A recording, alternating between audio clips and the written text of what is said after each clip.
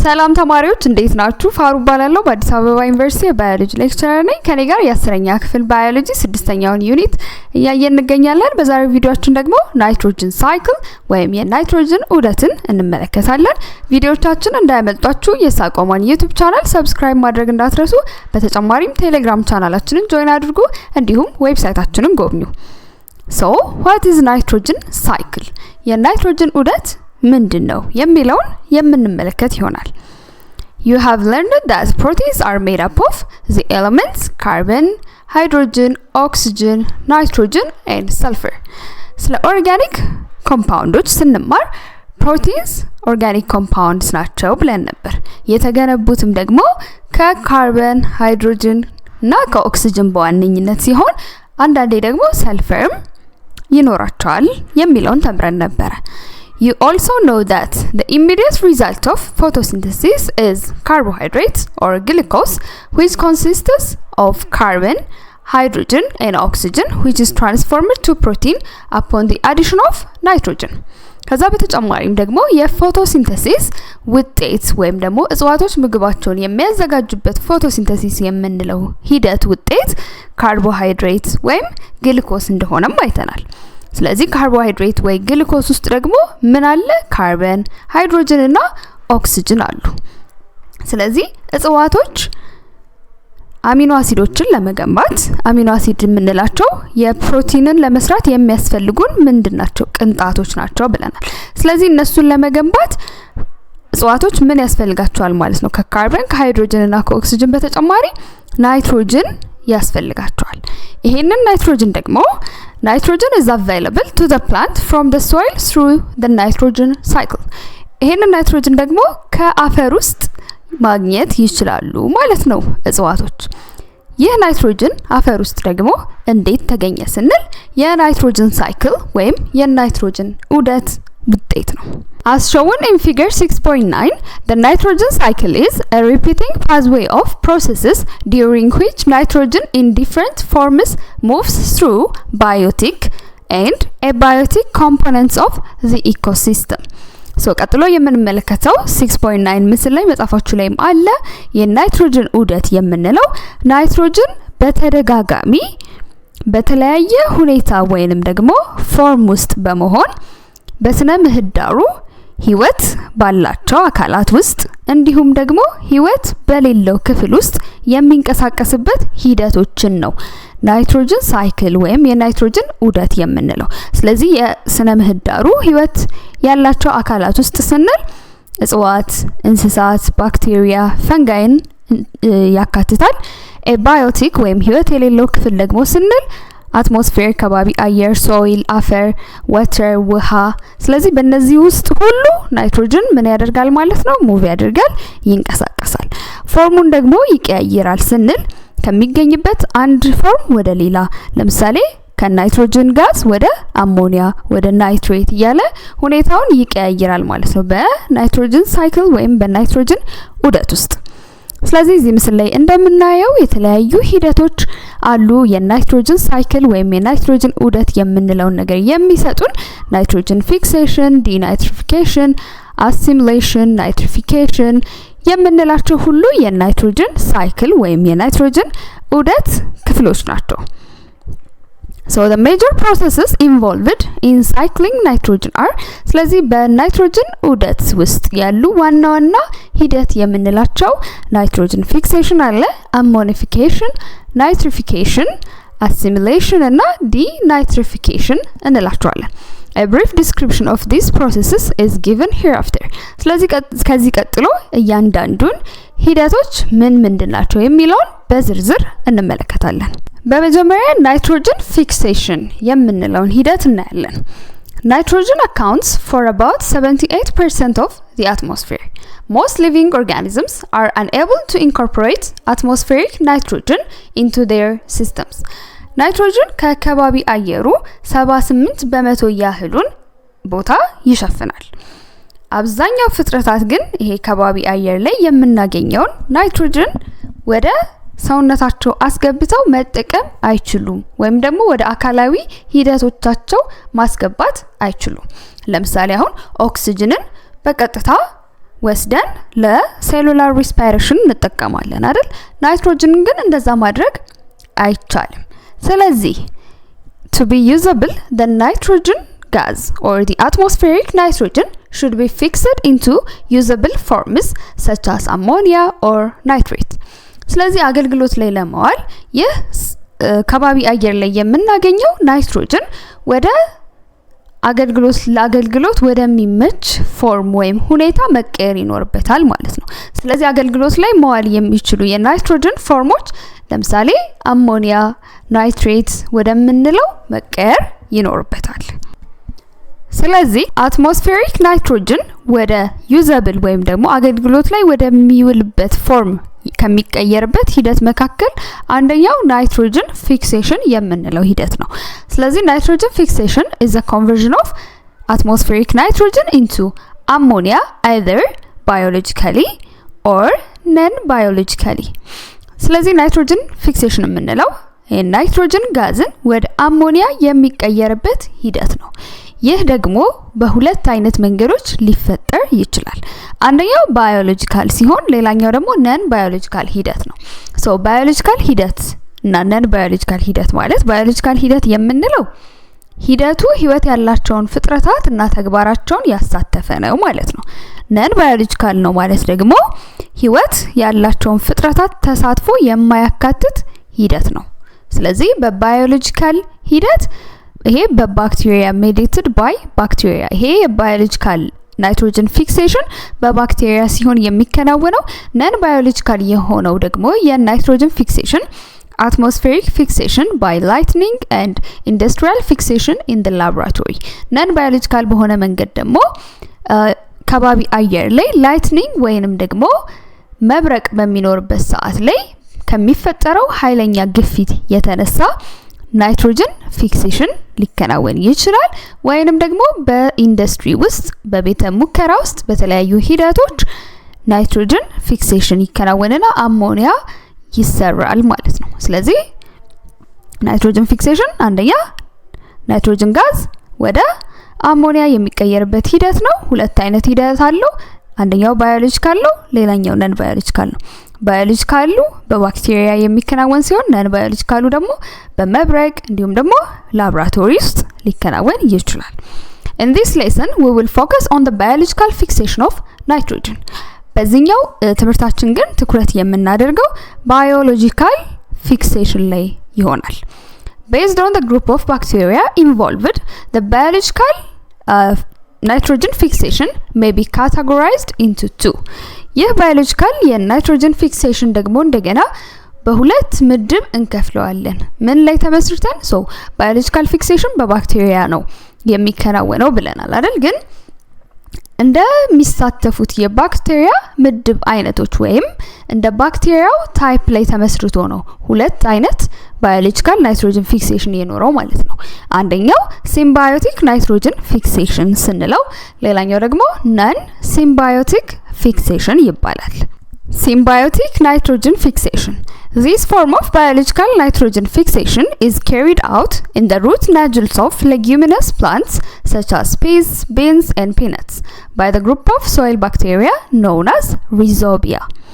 ይህ ሲምባዮቲክ የምንለው የባዮሎጂካል ናይትሮጅን ፊክሴሽን አይነት የሚከናወነው ሌጉሚነስ ብለን የምንጠራቸው እጽዋቶች ስር ውስጥ ወይም ደግሞ ስራቸው ውስጥ ናጁል የሚባለው ስትራክቸር ወይም መዋቅር ውስጥ በሚገኙ ሪዞቢያ በሚባሉ የባክቴሪያ ምድቦች ነው።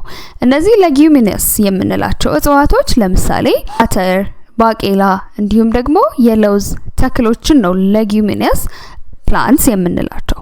ስለዚህ እነሱ ስር ጋር ደግሞ እነዚህ ባክቴሪያዎች ምን ይሰራሉ? ከየት መጡ ደግሞ ካልን Rhizobia form a symbiotic association with leguminous plants and form the root nodules where nitrogen gas is reduced into ammonia. እነዚህ ሪዞቢያ የምንላቸው ባክቴሪያዎች ከነዚህ leguminous ካልናቸው እጽዋቶች ጋር ሲምባዮቲክ አሶሲዬሽን ይፈጥራሉ። ሲምባዮቲክ አሶሲዬሽን ግን ምንድነው ስንል በሁለት የተለያዩ ዝርያዎች መካከል የሚፈጠር መስተጋብር ነው። ስለዚህ በሪዞቢያ እና በሌጉሚነስ እጽዋቶች መካከል መስተጋብር ይፈጠራል ማለት ነው። የተለያዩ አይነት መስተጋብሮች ቢኖሩም በእነዚህ ሁለት ፍጥረታት በሌጉሚነስ እጽዋቶችና በሪዞቢያ ባክቴሪያዎች መካከል የሚፈጠረው መስተጋብር ሚውቹዋሊዝም የምንለው ነው። ስለዚህ ሁለቱም እርስ በርስ የሚጠቃቀሙበት መስተጋብር ወይም ግንኙነት አይነት ነው ማለት ነው። በዚህም ሩት ናጁልስ የምንለው ምን ይፈጠራል? መዋቅር ይፈጠራል። ስለዚህ እጽዋቱ ለባክቴሪያው ካርቦሃይድሬት እና መኖሪያ ሲያመቻችለት ባክቴሪያው ደግሞ ናይትሮጅንን ፊክስ በማድረግ የናይትሮጅን ውህድ ወይንም አሞኒያን ለእጽዋቱ ያቀርብለታል። The nitrogen fixation reaction conversion of nitrogen gas is catalyzed by an enzyme known as nitrogenase. ስለዚህ ይህ የናይትሮጅን ፊክሴሽን ሪአክሽንን እነዚህ ሪዞቢያ ያልናቸው ባክቴሪያዎች የሚያከናውኑት ናይትሮጂኔዝ በሚባለው ኤንዛይም ነው። ስለዚህ ናይትሮጅን ጋዝን ወደ አሞኒያ ሬዲዩስ ያደርጉልናል ማለት ነው። The ammonium ions produced by this process are passed to the legume plant or assimilated and used to synthesize amino acids building units of protein. ስለዚህ በዚህ ሂደት ወይም በናይትሮጅን ፊክሴሽን የተገኘው አሞኒየም አየን ወደ ሌጊዩም ፕላንቱ ወይም ተክሉ ይተላለፋል ወይም ደግሞ ይዋሃዳል። ስለዚህ ይሄ አሞኒየም ደግሞ አሚኖ አሲድን ሲንተሳይዝ ለማድረግ ወይም ደግሞ ለመገንባት ያስፈልጋል ማለት ነው። እነዚህ አሚኖ አሲድስ ደግሞ ፕሮቲንን ይገነቡልናል ማለት ነው። ምክንያቱም አሚኖ አሲድስ ናቸው ቢልዲንግ ዩኒትስ፣ የፕሮቲን የሚገነባበት ቅንጣቶች አሚኖ አሲድስ ናቸው። ስለዚህ አሚኖ አሲድን ለመገንባት የሚያስፈልገውን ናይትሮጅን እጽዋቱ ከምን አገኘ ማለት ነው? ከአሞኒየም። ይሄ ፎርሙላ እዚህ ጋር የምናየው ቀመር የናይትሮጅን ፊክሴሽንን የሚያሳየን ነው። ስለዚህ ግብአቶቹ ምንድናቸው? ናይትሮጅን ጋዝ አለ፣ ኤሌክትሮን፣ ሃይድሮጅን አየን፣ ከዛ ኤነርጂ ወይም ኃይል የሚያስፈልገው ሪአክሽን ነው። ስለዚህ 16 የኤቲፒ የኤነርጂ ሞለኪውሎች ያስፈልጉታል። ከዛ ፕሮዳክቱ ውጤቱ ምንድነው? አሞኒየም፣ ሃይድሮጅን ጋዝ፣ ከዛ ይሄ ኤቲፒ ሞለኪውል ደግሞ ብሬክ ዳውን ሲያደርግ ሲሰባበር ኤዲፒ እና ፎስፌት ይሆናል። How are rhizobia linked to global climate? rhizobia ያልናቸው ባክቴሪያ ከዓለም የአየር ንብረት ጋር ምን ሊንክ ያደርጋቸዋል? ምን ያገናኛቸዋል የሚለውን እናያለን። It is well known that concentrations of carbon dioxide and other greenhouse gases in the atmosphere have increased since the beginning of the industrial era due to human activities. በባለፈው ቪዲዮአችንም እንዳወራ ነው የኢንዱስትሪያል ዘመን ከጀመረበት ሰዓት አንስቶ የተለያዩ ግሪን ሃውስ ጋዝስ እንደ ካርቦን ዳይኦክሳይድ ያሉት በከባቢ አየር ላይ ያላቸው ክምችት እየጨመረ እንደመጣ አይተን ነበር። ይህም ደግሞ በተለያዩ የሰዎች ተግባራት ምክንያት ነው የሆነው። ኢንዱስትሪው ከመስፋፋቱ ጋር በተገናኘ የተለያዩ ፋብሪካዎች የተለያዩ ፎሲል ፊውልስ ወይም ደግሞ ከሰል ድንጋይ፣ ድፍድፍ ዘይት፣ የተፈጥሮ ጋዞችን በማንደድ ይጠቀማሉ። ስለዚህ ያ ደግሞ የነዚህን ግሪን ሃውስ ጋዝስ ወይም የካርቦን ዳይኦክሳይድን መጠን ክምችት በጣም እየጨመረ እንደመጣ አውርተን ነበር። Among these gases, nitrous oxide N2O, an intermediate product of microbial denitrification in the nitrogen cycle. ከነዚህ ግሪን ሃውስ ጋዝስ ከምንላቸው መካከል ደግሞ ናይትረስ ኦክሳይድ አንደኛው ነው። ይሄ ናይትረስ ኦክሳይድ ደግሞ በናይትሮጅን ሳይክል ወይም በናይትሮጅን ዑደት ውስጥ በአንደኛው ሂደት ላይ ይመረታል። ዲናይትሪፊኬሽን የምንለው ሂደት አለ። ይሄ ዲናይትሪፊኬሽን የምንለው ሂደት ናይትሬትን ወደ ናይትሮጅን ጋዝ የሚቀየርበት ሂደት ነው። ማይክሮቢያል ነው የተባለው ደግሞ ማይክሮ ኦርጋኒዝምስ ወይም ደግሞ ባክቴሪያን ስለሚያሳትፍ ነው ይሄ ሂደት።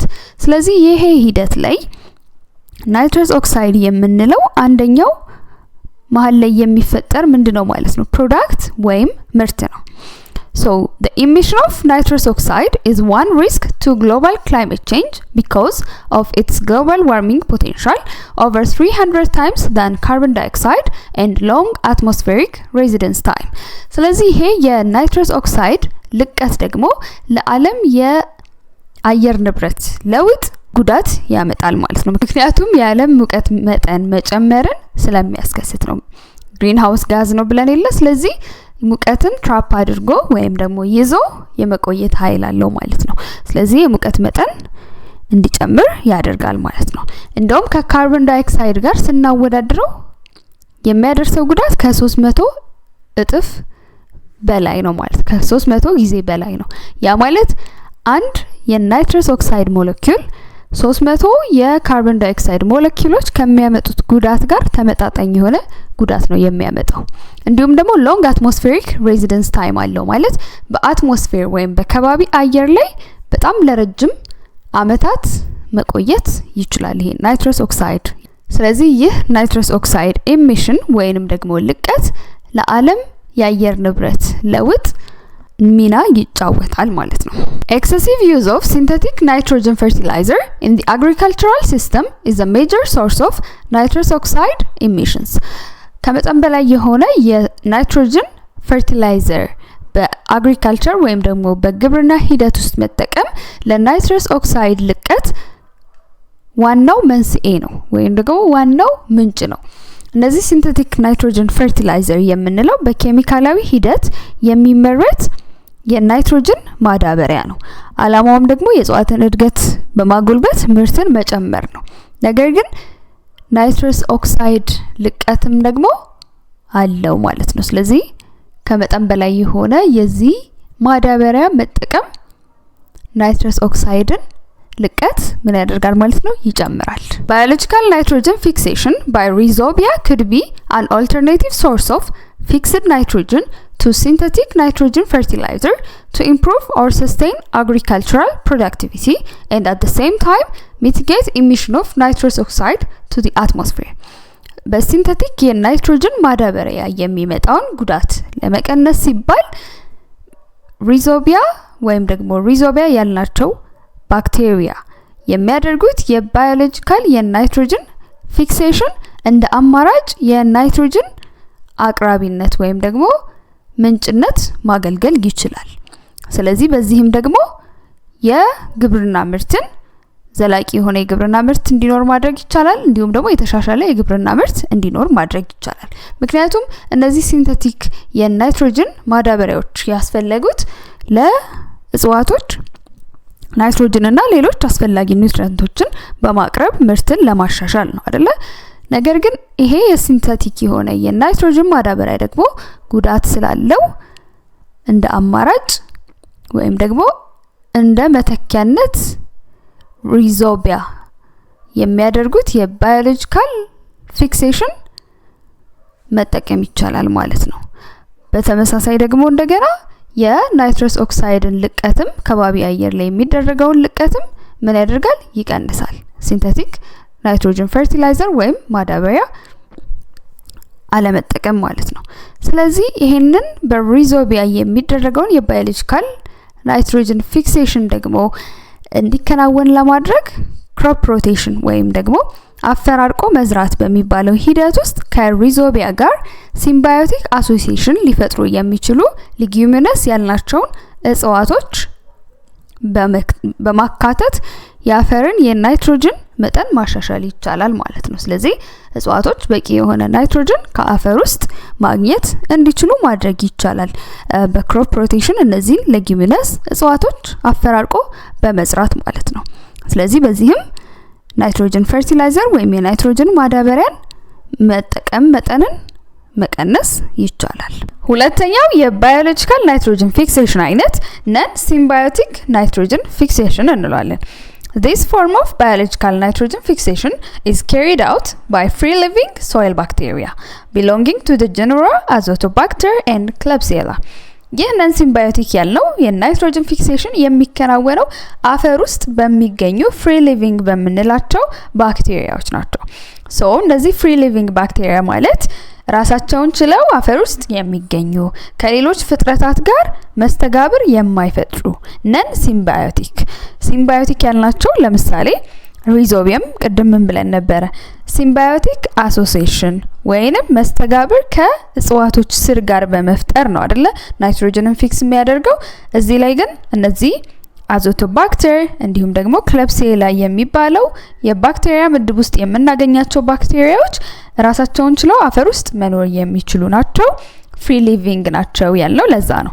ስለዚህ እነዚህ ናቸው ማለት ነው በዚህ ጊዜ ደግሞ ናይትሮጅንን ፊክስ የሚያደርጉት።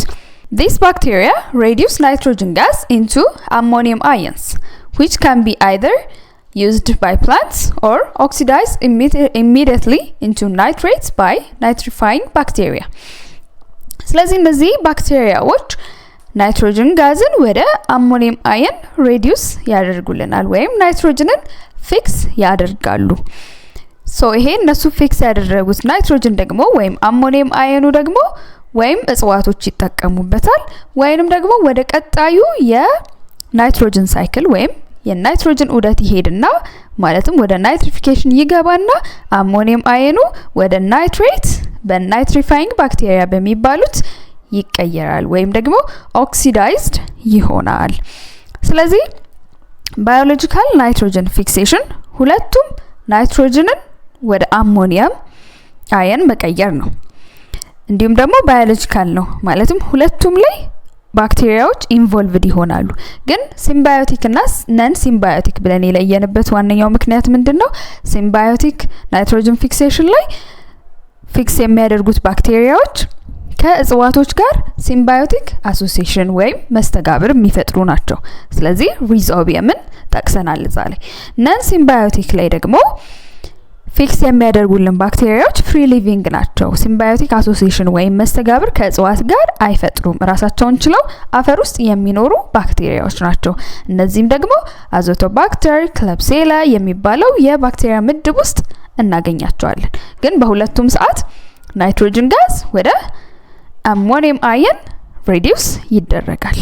ሁለተኛው የናይትሮጅን ሳይክል ወይም የናይትሮጅን ዑደት ሂደት ደግሞ ናይትሪፊኬሽን የምንለው ነው።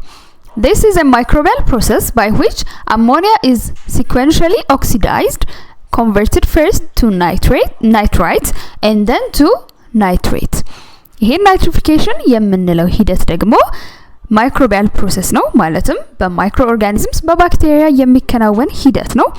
በዚህ ሂደት ላይ አሞኒያ በተከታታይ ኦክሲዳይዝድ በመሆን መጀመሪያ ወደ ናይትራይት ከዛ ደግሞ ወደ ናይትሬት የሚቀየርበት ሂደት ነው። አሞኒያም ወደ ናይትራይት ከዛ ወደ ናይትሬት የሚቀየርበት ሂደት ምን እንለዋለን? ናይትሪፊኬሽን እንለዋለን። እዚህ ሁለቱም ስቴፕ ላይ ደግሞ ማይክሮ ኦርጋኒዝምስ ወይም ደግሞ ባክቴሪያ ናቸው ይሄንን ሂደት የሚያከናውኑልን። In the first step of nitrification, ammonia oxidizing bacteria belonging mainly to the genus Nitrosomonas oxidize ammonia to nitrites according to the following equation. በመጀመሪያው የናይትሪፊኬሽን ሂደት ላይ አሞኒያ ወደ ምንድነው የሚቀየረው? ወደ ናይትራይት ምን ይሆናል? ኦክሲዳይዝድ ይሆናል። ይሄንን ደግሞ የሚያከናውኑት አሞኒያ ኦክሲዳይዚንግ ባክቴሪያ እንላቸዋለን። በዋነኝነት ናይትሮሶሞናስ የሚባል የባክቴሪያ ምድብ ውስጥ የምናገኛቸው ባክቴሪያዎች ናቸው። ስለዚህ አሞኒያ ወደ ናይትራይት ኦክሲዳይዝድ ይሆናል። ኦክሲዳይዝድ ይሆናል ማለት ኦክሲዴሽን አካሂዷል ማለት ነው። ስለዚህ ኦክሲዳይዝድ ሆኗል ማለት ምን አድርጓል? ኤሌክትሮን ሉዝ አድርጓል ማለት ነው። ቅድም ደግሞ ምን ብለን ነበር? ናይትሮጅን ፊክሴሽን ላይ ናይትሮጅን ጋዝ ወደ አሞኒያ ሲቀየር ሬዲዩስድ ሆኗል ነው አይደል ያልነው? ስለዚህ ሬዲዩስድ ሆኗል ማለት ኤሌክትሮን ጌን አድርጓል ወይም ኤሌክትሮን ተቀብሏል ማለት ነው። ስለዚህ ናይትሮጅን ፊክሴሽን ላይ ናይትሮጅን ጋዝ ወደ አሞኒያ የሚቀየረው በሪዳክሽን ነው። ናይትሪፊኬሽን ላይ ደግሞ አሞኒያ ወደ ናይትራይትም ከዛ ወደ ናይትሬትም የሚቀየረው በምንድነው? በኦክሲዴሽን ነው። ማለትም ኤሌክትሮን በመልቀቅ ነው። ሁለተኛው የናይትሪፊኬሽን ስቴፕ ደግሞ ወይም ደረጃ ደግሞ nitrite oxidizing bacteria mainly belonging to the genus Nitrobacter oxidize nitrite to nitrate according to the following equation. አሁን ደግሞ ከአሞኒያ ወደ ናይትራይት ኦክሲዳይዝ የተደረገው መልሶ አሁን ደግሞ ናይትራይቱ ኦክሲዳይዝ ሆኖ ወደ ምን ይቀየራል? ወደ ናይትሬት ይቀየራል። ስለዚህ ይሄም ኦክሲዴሽን ነው። ይሄን ደግሞ የሚያደርጉት ናይትራይት ኦክሲዳይዚንግ ባክቴሪያ እንላቸዋለን። የመጀመሪያው ላይ ያሉት አሞኒያ ኦክሲዳይዚንግ ባክቴሪያ ናቸው። ምክንያቱም አሞኒያን ነው ወደ ናይትራይት የሚቀይሩት። አሁን ደግሞ አሞኒያ ወደ ናይትራይት ስለተቀየረ ናይትራይት ኦክሲዳይዚንግ ባክቴሪያ ናቸው ማለት ነው። ናይትራይትን ወደ ናይትሬት የሚቀይሩት። ይሄንን ደግሞ የሚያደርጉት ባክቴሪያዎች በዋነኝነት ናይትሮባክተር የሚባል ምድብ ውስጥ የምናገኛቸው ባክቴሪያዎች ናቸው። ስለዚህ ሁለተኛው የናይትሪፊኬሽን ስቴፕ ይሄ ነው ማለት ነው። ስለዚህ በአጠቃላይ ናይትሪፊኬሽን ምንድነው? አሞኒያ ወደ በተከታታይ ኦክሲዳይዝ በመሆን አንዴ ወደ ናይትራይት ከዛ ደግሞ ወደ ናይትሬት የሚቀየርበት ሂደት ነው። ሁለቱም ስቴፕ ላይ ደግሞ ማይክሮ ኦርጋኒዝምስ ወይም ባክቴሪያዎች ኢንቮልቭድ ናቸው፣ ይካተታሉ። በመጀመሪያው ስቴፕ ላይ አሞኒያ ኦክሲዳይዚንግ ባክቴሪያ ናቸው ወይም ደግሞ ናይትሮሶሞናስ የሚባል ምድብ ውስጥ የምናገኛቸው ባክቴሪያዎች ናቸው። ሁለተኛው ላይ ደግሞ ናይትሮባክተር ወይም ደግሞ ኦክሲዳይዚንግ ናይትራይት ኦክሲዳይዚንግ ባክቴሪያ እንላቸዋለን። እሺ እዚህ ምስል ላይ እንደምንመለከተው የናይትሮጅን ሳይክል ወይም የናይትሮጅን ዑደትን ያየናቸውን ሁለት ስቴፖች እናስታውሳቸው። የመጀመሪያው ናይትሮጅን ፊክሴሽን ነው። ማለትም አትሞስፌር ከባቢ አየር ላይ ያለው ናይትሮጅን ወደ ምን የሚቀየርበት ወደ አሞኒያ የሚቀየርበት ነው። ሶ በናይትሮጅን ፊክሴሽን ናይትሮጅን ፊክሲንግ ባክቴሪያ በዋነኝነት ሪዞቢያ የምንላቸው እንዲሁም ደግሞ ነን ሲምባዮቲክ ላይ ደግሞ አዞባክተር ያልናቸው ምን ያደርጋሉ? ናይትሮጅንን ፊክስ አድርገው ወደ አሞኒያ ይቀይራሉ አለን። ቀጥሎ ደግሞ ያለው ስቴፕ ናይትሪፊኬሽን ያልነው ነው። ስለዚህ ናይትሪፊኬሽን ላይ ደግሞ አሞኒያ ኦክሲዳይዝድ ሆኖ ናይትራይት በመጀመሪያ ከዛ ደግሞ እንደገና ወደ ናይትሬት። ሶ አሞኒያ ወደ ናይትራይት አሞኒያ ኦክሲዳይዚንግ ባክቴሪያ ናይትሮሶሞናስ ያልናቸው። እዚህ ጋር ደግሞ ይሄ ናይትራይት ወደ ናይትሬት ደግሞ ሲቀየር ናይትራይት ኦክሲዳይዚንግ ባክቴሪያ ናይትሮባክተር ያልናቸው ወደ ናይትሬት ይቀይሩታል። ስለዚህ ይሄኛው ደግሞ ምንድነው? ናይትሪፊኬሽን። ስለዚህ ናይትሮጅን ፊክሴሽን ናይትሪፊኬሽንን አየን ማለት ነው። ሶስተኛው የናይትሮጅን ዑደት ሂደት ደግሞ አሲሚሌሽን ነው። አሲሚሌሽን ኦፍ አሞኒየም ኤንድ ናይትሬት ባይ ፕላንትስ። አሲሚሌሽን የምንለው አሞኒየም እና ናይትሬት ከእጽዋቶች ጋር የሚዋሃድበት ሂደት ነው። Plants commonly absorb nitrogen in inorganic forms, either as nitrate NO3 or as ammonium NH4. እጽዋቶች በተለምዶ ናይትሮጅንን የሚወስዱት በኢንኦርጋኒክ ፎርም ነው። ስለዚህ የናይትሮጅን ኢንኦርጋኒክ ፎርም የምንላቸው ደግሞ ናይትሬት ወይም ደግሞ አሞኒየም ናቸው። ሶ ኢንኦርጋኒክ ፎርም ማለት ግን ምንድነው?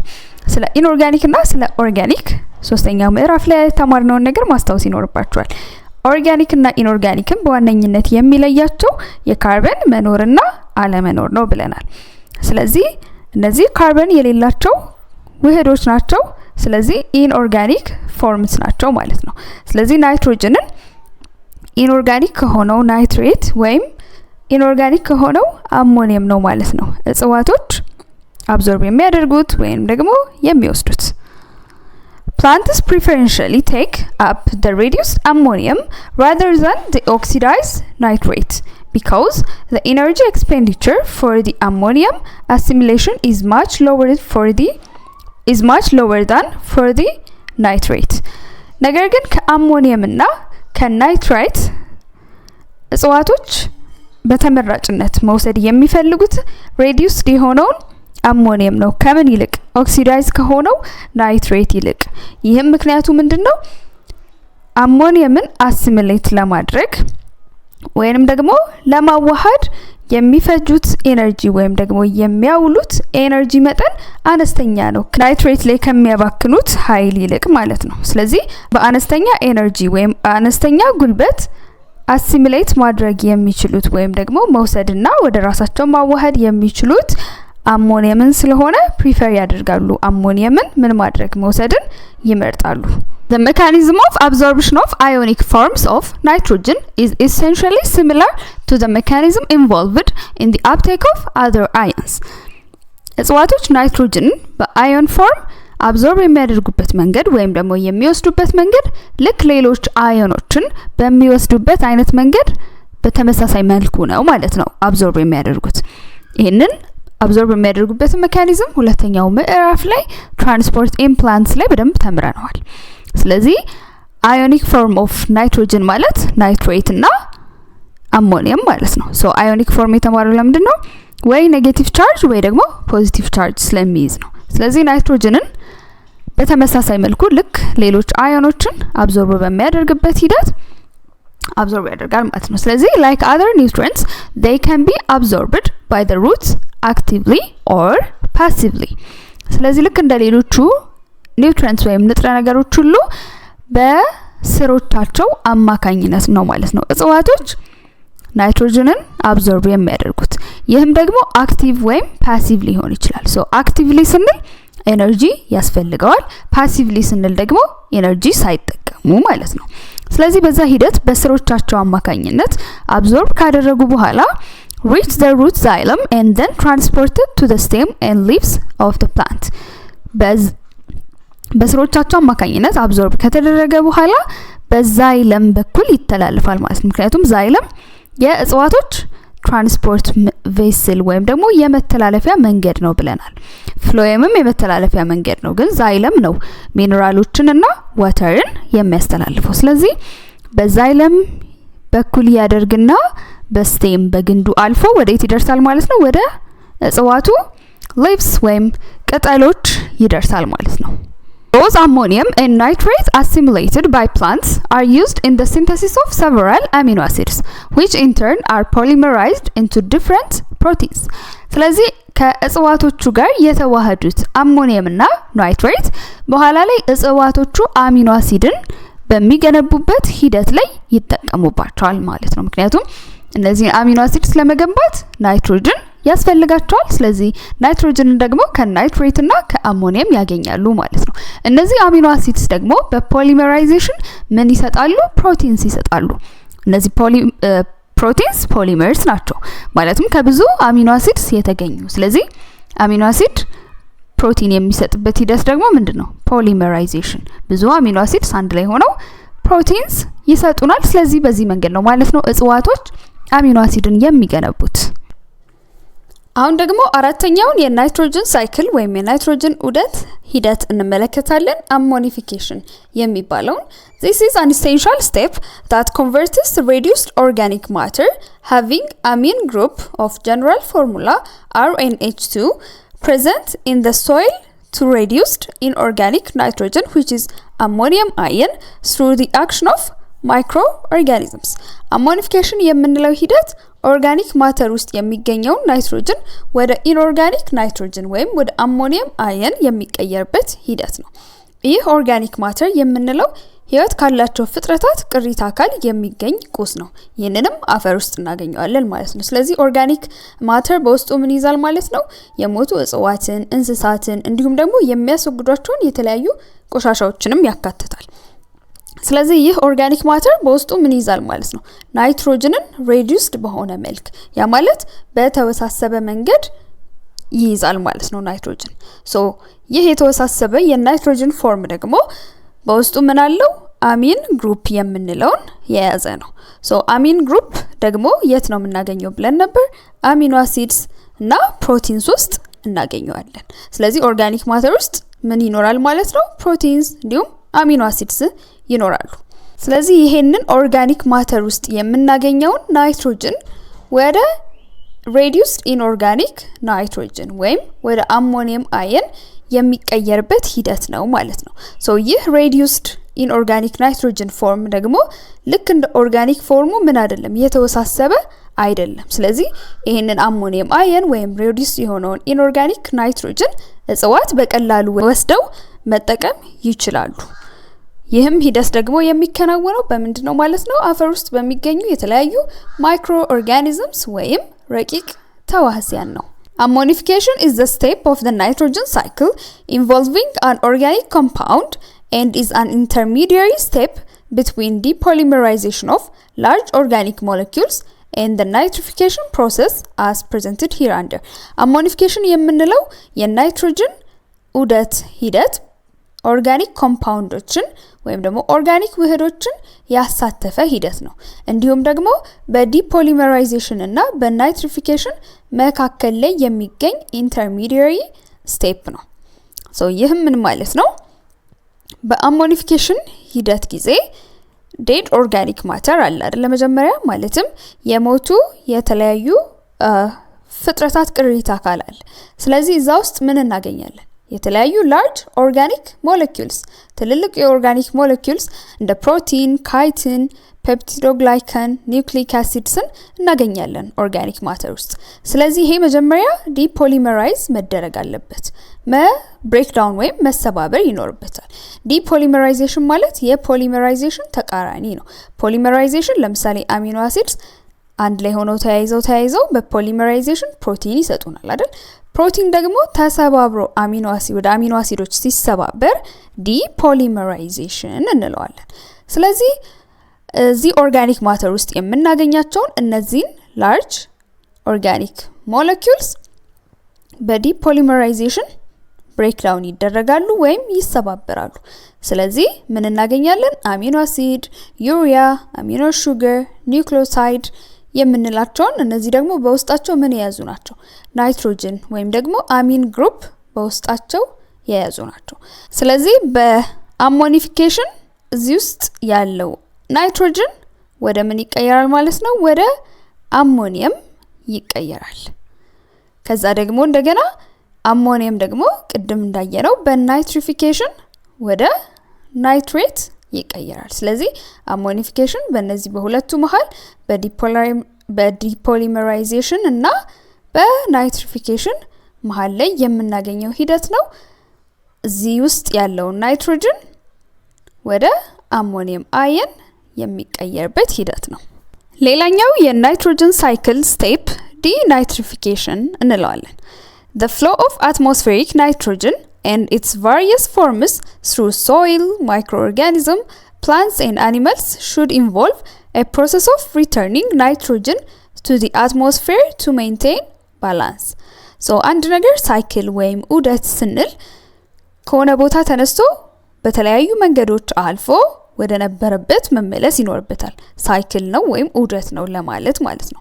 ስለዚህ በናይትሮጅንም ኬዝ ስንመጣ የናይትሮጅን ሳይክል ወይም የናይትሮጅን ዑደት ላይ አትሞስፌሪክ ናይትሮጅን ወይም ደግሞ ከባቢ አየር ላይ የነበረው ናይትሮጅን በተለያየ ፎርም በተለያየ መንገድ በአፈር በተለያዩ ረቂቅ ተዋህሲያን በእጽዋቶች እንዲሁም ደግሞ በእንስሳቶች ሲተላለፍ ነበር አይደለ?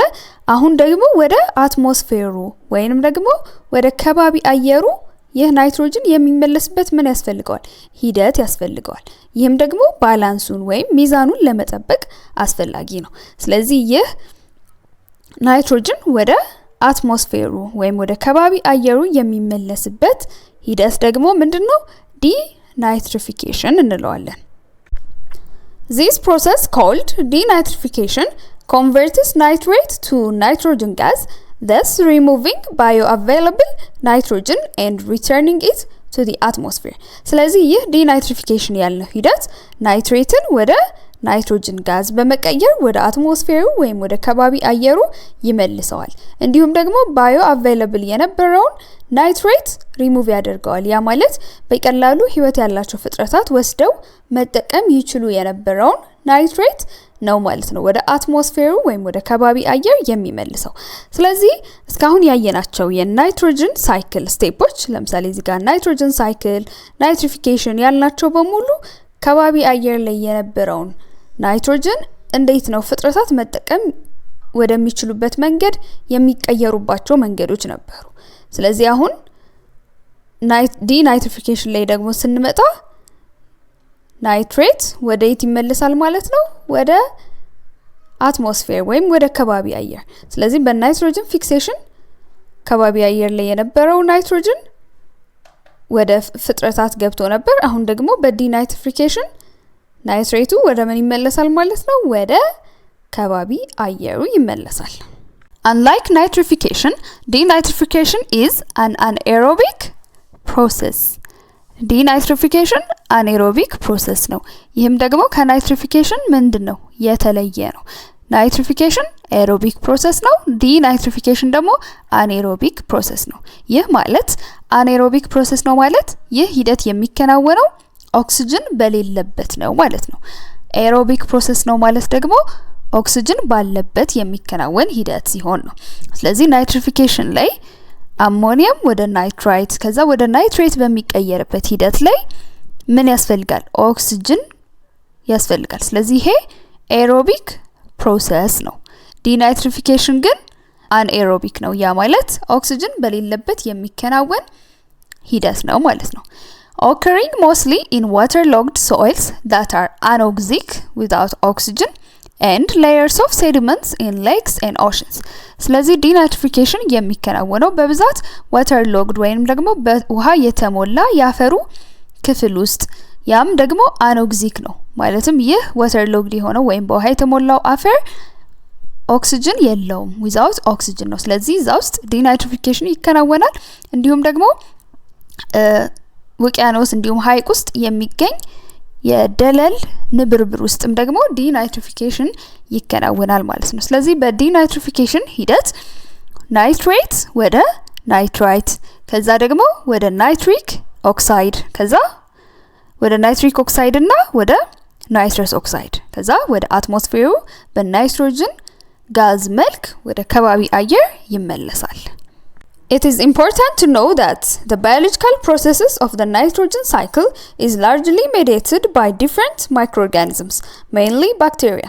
እስካሁን የተለያዩ የናይትሮጅን ሳይክል ወይም ዑደት ላይ ያሉ ሂደቶችን አይተናል። ስለዚህ እነዚህ ባዮሎጂካል ሂደቶች ደግሞ በዋነኝነት የሚከናወኑት በተለያዩ ማይክሮኦርጋኒዝምስ ወይም ረቂቅ ተዋሲያን ነው። በዋነኝነት ደግሞ በባክቴሪያ ነው።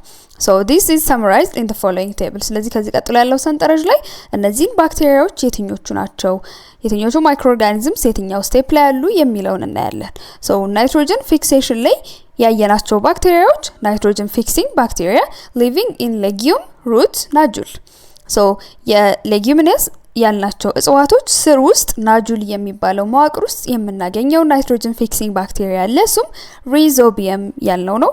So ይሄ ሲምባዮቲክ ናይትሮጅን ፊክሴሽን የሚያገለግል ነው። ሌላ ደግሞ ነን ሲምባዮቲክ ናይትሮጅን ፊክሴሽን አይተን ነበር። ስለዚህ እነዚህ ደግሞ ናይትሮጅን ፊክሲንግ ባክቴሪያ ሊቪንግ ኢን ሶይል ፍሪ ሊቪንግ የሆኑ አፈር ውስጥ የምናገኛቸው ራሳቸውን ችለው የሚገኙ ባክቴሪያዎች አሉ ብለን ነበር። አዞቶባክተር፣ ክለብሴላ የምንላቸው እነዚህም ደግሞ ነን ሲምባዮቲክ የሆነ ናይትሮጅን ፊክሴሽን ላይ የምናገኛቸው ባክቴሪያዎች ናቸው። ሌላ ደግሞ ናይትሪፊኬሽን ላይ ናይትሪፋይንግ ባክቴሪያስ አሉ። ሶ ናይትሪፊኬሽን ላይ በመጀመሪያ አሞኒያ ወደ ናይትራይት ሲቀየር ናይትሮሶሞናስ እናገኛለን። ናይትራይት ደግሞ እንደገና ወደ ናይትሬት ሲቀየር ናይትሮባክተር ባክቴሪያን እናገኛለን። ሌላ ደግሞ አሞኒፊኬሽን ላይ ደግሞ አሞኒፋይንግ ባክቴሪያስን እናገኛለን። ሶ አሞኒፊኬሽን ደግሞ የምንለው ሂደት ኦርጋኒክ ኮምፓውንዶች ወይም ደግሞ ኦርጋኒክ ማተር ውስጥ የምናገኘው ናይትሮጅን ወደ አሞኒያ ወይም ወደ ኢንኦርጋኒክ ናይትሮጅን የምንቀይርበት ሂደት ነው። በዛ ላይ ደግሞ ኤሮቢክ እና አኔሮቢክ ባክቴሪያ እንዲሁም ደግሞ ፈንጋይ ይሳተፋሉ ማለት ነው። ሌላ ደግሞ ዲናይትሪፊኬሽን ነው። ሶ እዚህ ላይ ደግሞ ናይትሬት ወደ አትሞስፌሪክ ናይትሮጅን ወይም ደግሞ ወደ ከባቢ አየሩ የሚመለስበት ሂደት ነው ብለናል። ስለዚህ እዚህ ላይ ደግሞ ዲናይትሪፋይንግ ባክቴሪያ የምንላቸው እንደ ሲውዶሞናስ፣ ታዮባሲለስ እና ማይክሮኮከስ ያልናቸውን ባክቴሪያዎች እናገኛቸዋለን። ስለዚህ እነዚህ የናይትሮጅን ሳይክል ዑደት ሂደት ውስጥ የምናገኛቸውን የተለያዩ ማይክሮኦርጋኒዝምስ ወይም ደግሞ የተለያዩ ረቂቅ ተዋሲያን በዋነኝነት ባክቴሪያዎችን የትኞቹ ናቸው የሚለውን በደንብ አስተውላችሁ ማየት ይኖርባችኋል። እሺ ተማሪዎች፣ አሁን ደግሞ ስለ ናይትሮጅን ሳይክል በተማራችሁት መሰረት የተዘጋጀላችሁ አንድ ፈተና አለ። After studying the brief description of major steps in the nitrogen cycle as illustrated with figure 6.9, complete the following mental map and label the processes represented by letters A to E. ስለ ናይትሮጅን ዑደት የእያንዳንዱን ደረጃዎች በደንብ ካጠናችሁ በኋላ ከዚህ ቀጥሎ የሚገኘውን ምስል ምን ታደርጋላችሁ ማለት ነው? ትጨርሱታላችሁ። ማለትም የተለያዩ ከኤ እስከ ኢ ባሉ ፊደላት የተቀመጡ ምኖች አሉ፣ ስቴፖች አሉ። ስለዚህ የትኛው ምንድነው፣ ኤ ምንን ይወክላል፣ ቢ ምንን ይወክላል የሚለው ነገር ትሰራላችሁ ማለት ነው። ሶ ይሄ ነው ማፑ። የናይትሮጅን ሳይክል ማፕ ልንለው እንችላለን ወይም የናይትሮጅን ዑደት ካርታ ልንለው እንችላለን። ስለዚህ እዚህ ጋር እያንዳንዱ ፊደላት ምንን ይወክላሉ የሚለውን ነው የምትሰሩት ማለት ነው። ስለዚህ ከዚህ ጋር ስንጀምር the nitrogen cycle in which nitrogen in the atmosphere goes through this process to be converted into ammonium ion. atmospheric nitrogen ወይም ከባቢ አየር ላይ ያለው ናይትሮጅን በዚህኛው ሂደት አልፎ ወደ ምን ይቀየራል ይላል? ወደ አሞኒየም አየን ይቀየራል። ስለዚህ አትሞስፌሪክ ናይትሮጅን ወደ አሞኒየም አየን የሚቀየርበት ሂደት ምንድነው ማለት ነው? ናይትሮጅን ፊክሴሽን። ከዛስ ammonium ions goes through this process and is converted to nitrate. አሁን ደግሞ አሞኒየም አየን በዚህ ሂደት አልፎ ወደ ናይትሬት ይቀየራል ነው የሚለው። ስለዚህ አሞኒየም አየን ወደ ናይትሬት የሚቀየርበት ሂደት ደግሞ ምንድነው? ናይትሪፊኬሽን። ስለዚህ ናይትሪፊኬሽን ነው የሚወክለው ማለት ነው።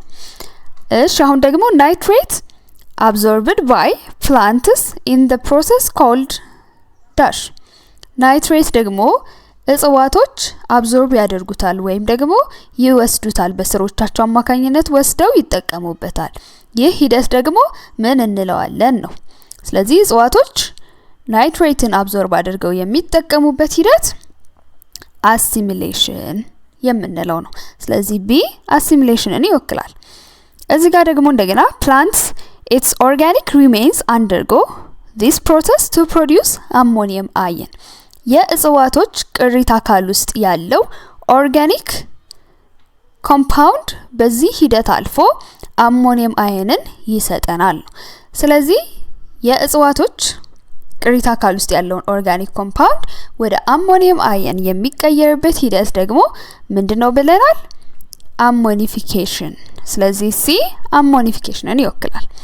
እዚህ ጋር አንድ የሚቀረን ምንድነው? ናይትሬት goes back to the atmosphere through this process. ናይትሬት ወደ አትሞስፌር ወይንም ደግሞ ወደ ከባቢ አየር የሚመለሰው በዚህ ሂደት አልፎ ነው። ስለዚህ ናይትሬት ወደ ከባቢ አየር የሚመለስበት ሂደት ደግሞ ምንድነው? ዲ ናይትሪፊኬሽን ነው። why is cycling nitrogen important? ናይትሮጅንን ሳይክል ማድረግ ለምን አስፈለገ ወይም የናይትሮጅን ዑደት ለምን አስፈለገ ስንል ናይትሮጅን ዑደት ያስፈልገው በዋነኝነት ናይትሮጅን ከሚሰጣቸው ጠቀሜታዎች አንፃር ነው። ናይትሮጅን ደግሞ ህይወት ላላቸው ፍጥረታት በጣም አስፈላጊ የሆነ ንጥረ ነገር ነው። ስለዚህ ናይትሮጅንም በተለያየ መንገድ የተለያዩ ፍጥረታት ውስጥ እናገኘዋለን። ስለዚህ ይሄ አንድ ናይትሮጅን ዑደት አስፈላጊ የሚሆንበት ምክንያት ነው። ስለዚህ አሁን ናይትሮጅንን በመንገድ እናገኘዋለን የተለያዩ ፍጥረታቶች ውስጥ ካልን nitrogen is the most important component in an organism in the form of DNA, RNA and proteins. ናይትሮጅን በጣም አስፈላጊ የሆነ የፍጥረታት ምንድነው? ክፍል ነው። በመንገድ እናገኘዋለን። DNA, RNA, proteins እነዚህ ውስጥ ናይትሮጅንን እናገኛለን። You know that DNA contains a unique genetic code to guide all activities in living organisms. DNA ውስጥ ልዩ የሆነ የዘረመል ኮድ አለ። ይህ የዘረመል ኮድ ደግሞ ሁሉም ህይወት ያላቸው ፍጥረታት ውስጥ የሚከናወኑትን ተግባራት የሚመራ ኮድ ነው። ስለዚህ DNA ለሊቪንግ ኦርጋኒዝምስ ወይም ህይወት ላላቸው ፍጥረታት አስፈላጊ ነው። Like a recipe book, it holds the instruction for making all the proteins, both structural and functional in our bodies. ልክ የምግብ አሰራር ዝርዝር እንደተቀመጠበት መጽሐፍ ዲኤንኤ ላይ ምን እናገኛለን? የተለያዩ ፕሮቲኖችን ለመስራት የሚያስፈልግ ኢንስትራክሽን ወይም መመሪያ ተቀምጦበታል። እነዚህ ፕሮቲንስ ደግሞ መዋቅራዊ እንዲሁም ደግሞ የተለያዩ ተግባራት ውስጥ በሰውነት ውስጥ ምን ያደርጋሉ? ያከናውናሉ። ኪ ተርምስ አሁን ያየናቸውን ደግሞ ቁልፍ ቃላቶች እስኪ በደንብ ተንትነን ዲኤንኤ፣ ስትራክቸራል ፕሮቲን፣ ፋንክሽናል ፕሮቲን ያልናቸውን ማለት ነው። ሶ ዲኤንኤ ዲኦክሲራይቦ ኒውክሊክ acid ነው ብለናል አይደል? is an organic compound of complex structure that is found in all prokaryotic and eukaryotic cells. DNA የተወሳሰበ መዋቅር ያለው ኦርጋኒክ ኮምፓውንድ ነው ብለናል። ሁሉም ፕሮካሪዮቲክ እንዲሁም ዩካሪዮቲክ ህዋሶች ውስጥ እናገኘዋለን። እንግዲህ ህይወት ያላቸው ፍጥረታት በሙሉ ወይ ፕሮካሪዮቲክ ህዋስ ነው ያላቸው ወይ ደግሞ ዩካሪዮቲክ ህዋስ ነው ያላቸው። ፕሮካሪዮቲክ የምንለው ህዋስ ምን የለውም ዲኤንኤ የለውም እንዲሁም ሌሎች ሜምብሬን ባውንድ ኦርጋኔልስ የላቸውም ነገር ግን ዲኤንኤው ምን ውስጥ ይገኛል ሳይቶፕላዝም ውስጥ እናገኘዋለን ዩካሪዮቲክ ህዋሶች ደግሞ የምንላቸው ትሩ ኒውክሊየስ ወይም ትክክለኛ በኒውክሊየር ሜምብሬን የተሸፈነ ኒውክሊየስ አላቸው ስለዚህ እዛ ውስጥ ዲኤንኤ እናገኛለን ስለዚህ አሁን ለምሳሌ ፕሮካሪዮቲክ ህዋስ ያላቸው ባክቴሪያ ዩካሪዮቲክ ህዋስ ያላቸው ደግሞ እጽዋቶች እንስሳት ፈንጋይ ፕሮቲስትስ ስለዚህ ሁሉም ህይወት ያላቸው ፍጥረት ውስጥ ምን እናገኛለን ማለት ነው ዲኤንኤ እናገኛለን so DNA codes genetic information for the transmission of inherited traits DNA ላይ የዘረመል መረጃ አለ ይህ የዘረመል መረጃ ደግሞ ከትውልድ ወደ ትውልድ የሚተላለፉ ባህሪያትን ምን ያደርጋል ይይዛል DNA is a key to life because it determines how a cell replicates and performs its various activities. DNA ለህይወት በጣም ቁልፍ የሆነ ሞለኪውል ነው ምክንያቱም ህዋስ እንዴት ሪፕሊኬት እንደሚያደርግ ማለትም እንዴት እንደሚባዛ ስለ ሴል ሪፕሊኬሽን ምን ዩኒት 4 ላይ በደንብ ተምረናል አይደለ ስለዚህ ይሄን ህዋስ እንዴት መባዛት አለበት የሚለውን የሚለየው ዲኤንኤ ነው እንዲሁም ደግሞ ህዋስ ውስጥ የሚከናወኑ አብዛኛዎቹ ወይም ደግሞ እንዳለ አክቲቪቲዎቹ ወይም ተግባራቶች በምን መልኩ መከናወን እንዳለባቸውም ዲተርማይን የሚያደርገው ወይም የሚለየው ዲኤንኤ ነው ስለዚህ ዲኤንኤ ለህይወት ላላቸው ፍጥረታት በጣም አስፈላጊና ቁልፍ የሆነ ሞለኪውል ነው ስለዚህ ዲኤንኤ ውስጥ ደግሞ ናይትሮጅን አለ ያለን ነው አይደለ ስለዚህ ይሄን ዲኤንኤ ናይትሮጅን የቱ ጋር ነው የያዘው የሚለው ለማስተዋወስ ወይ ደግሞ ለመረዳት ከፈለግን የዲኤንኤ ስትራክቸር ወይም መዋቅሩ ምን ይመስላል የሚለው ማየት ይኖርብናል A DNA molecule is composed of a long chain of monomers, the nucleotides. DNA እንግዲህ ፖሊመር ነው ማለትም ከብዙ የሞኖመር ቅንጣቶች የተሰራ ነው ስለዚህ ዲኤንኤ የተገነባበት ሞኖመር ቅንጣት ደግሞ ምንድነው የምንላቸው ኒውክሊዮታይድስ እንላቸዋለን ስለዚህ አሁን እያንዳንዱ ኒውክሊዮታይድ ምን ይይዛል የሚለውን ደግሞ ስናይ each nucleotide consists of 5 carbon sugar deoxyribose ባለ 5 carbon sugar ፔንቶስ የምንለው ወይም deoxyribose የምንለውን ይይዛል እንዲሁም ደግሞ to which is attached a phosphate group ከዛ ደግሞ phosphate group የምንለው ደግሞ ላዩ ላይ አታች ሆኖ ተያይዞ እናገኛለን and a nitrogenous base contains nitrogen ሌላ ደግሞ ቤዝ አሉ ብለናል አይደል አዴኒን ሳይቶሲን ጉዋኒን ታያሚን ያልናቸው ቤዞች እነዚህ ቤዞች ምን ይይዛሉ ናይትሮጅን የያዙ ቤዞች ናቸው ስለዚህ ናይትሮጅንን እዚህ ጋር ነው ማለት ነው የምናገኘው ዲኤንኤ ላይ እንግዲህ ዲኤንኤ አሁን ካልናቸው ነገሮች በተጨማሪ ምን አለ ብለናል ዲኤንኤ ላይ የተለያዩ ፕሮቲኖችን የሚመረቱበት ኮድ ወይም መመሪያ አለ ስለዚህ በዛ መሰረት ሰውነታችን ውስጥ የተለያዩ ፕሮቲንስ ይመረታሉ እነዚህ ፕሮቲንስ ደግሞ በርካታ ጠቀሜታዎች አላቸው ለምሳሌ functional proteins የምንላቸው perform different functions that play key role in life ህይወት ውስጥ ቁልፍ የሆኑ ሚናዎችን የሚጫወቱ የተለያዩ ተግባራቶችን የሚያከናውኑ ምኖች አሉ ፕሮቲንስ አሉ እነዚህም ለምሳሌ ካታላይቲክ የምንላቸው አሉ እነዚህ ካታላይቲክ ፕሮቲንስ የምንላቸው የተለያዩ ኬሚካላዊ ሪአክሽንስ ወይም አጸገብሮቶችን እንዲከናወኑ የሚያደርጉ ፕሮቲንስ ለምሳሌ ኤንዛይምስ አሉ ስለዚህ ይሄኛው አንድ ጠቀሜታቸው ነው የፕሮቲንስ ሌላ ደግሞ ስቶሬጅ ፕሮቲንስ የምንላቸው አሉ ለምሳሌ አልቡሚን የምንለው እንቁላል ላይ የምናገኘው ነው ፕሮቲን ነው ሌላ ደግሞ ኬሲን የምንለው አለ ኬሲን ደግሞ ወተት ውስጥ የሚገኝ ነው ይሄም አሚኖ አሲድን ስቶር ለማድረግ ወይም ደግሞ እንደማጠራቀሚያ የሚያገለግሉ ፕሮቲንስ ናቸው እነዚህ ሌላ ፋንክሽናል ፕሮቲንስ ትራንስፖርት ፕሮቲንስ ደግሞ የምንላቸው አሉ የተለያዩ ነገሮችን ለማጓጓዝ የሚያግዙ ፕሮቲንስ ለምሳሌ ሄሞግሎቢን ትራንስፖርት ኦክሲጅንን ትራንስፖርት የሚያደርግልን ሄሞግሎቢን አይደለም የሚያጓጉዘው ሶ ሄሞግሎቢን ደግሞ ምንድነው ፕሮቲን ነው ሌላ ደግሞ ፕሮቴክቲቭ ፕሮቲንስ የምንላቸው አሉ ሰውነታችንን ከተለያዩ ጉዳቶች የሚጠብቁ ደግሞ ፕሮቲንስ ናቸው እነዚህ አንቲቦዲስ ብለድ ክሎቲንግ ፋክተርስ ለምሳሌ አንቲቦዲስን ብናይ የሰውነታችን በሽታ የመከላከል ስርዓት የሚያመርታቸው አንቲቦዲስ አሉ አይደል ሶ እነዚህ አንቲቦዲስ የተለያዩ በሽታ አምጪ ተዋሲያንን እየለዩ ያጠቃሉ ስለዚህ እነዚህ አንቲቦዲስ ደግሞ ፕሮቲንስ ናቸው ስለዚህ በሽታ በመከላከል ሂደት ላይም ሚና አላቸው ማለት ነው ፕሮቲንስ ሌላ ደግሞ ብለድ ክሎቲንግ ፋክተርስ ደግሞ የምንላቸው አሉ እነዚህ ብለድ ክሎቲንግ ፋክተርስ የምንላቸው ደም ውስጥ የምናገኛቸው ፕሮቲንስ ናቸው ሶ ለምሳሌ አሁን የደም ቧንቧ ላይ ጉዳት ቢደርስ ይፈሳል አይደል ደም ሶ ደሙ ፈሶ እንዳያልቅ እዛ ጋር ያለውን ደም እንዲረጋ በማድረግ የደም ፍሰትን የሚያስቆሙ ፕሮቲንስ ናቸው እነዚህ ብለድ ክሎቲንግ ፋክተርስ የምንላቸው። ስለዚህ እነዚህ ፋንክሽናል ፕሮቲንስ በጣም በርካታ አይነት ፋንክሽናል ወይም ደግሞ የተለያየ ተግባር ላይ የሚሳተፉ ፕሮቲንስ አሉ። እነዚህም ህይወት ላላቸው ፍጥረታት ደግሞ በጣም አስፈላጊ የሆኑ ፕሮቲንስ ናቸው። ሌላ ደግሞ ስትራክቸራል ፕሮቲንስ ያልናቸው አሉ፣ መዋቅራዊ ጠቀሜታ ያላቸው proteins. So structural proteins, unlike functional proteins, are involved in producing structures. ልክ እንደ ፋንክሽናል ፕሮቲንስ አይደሉም። ፋንክሽናል ፕሮቲንስ የተለያየ ተግባር ላይ የሚሳተፉ ናቸው።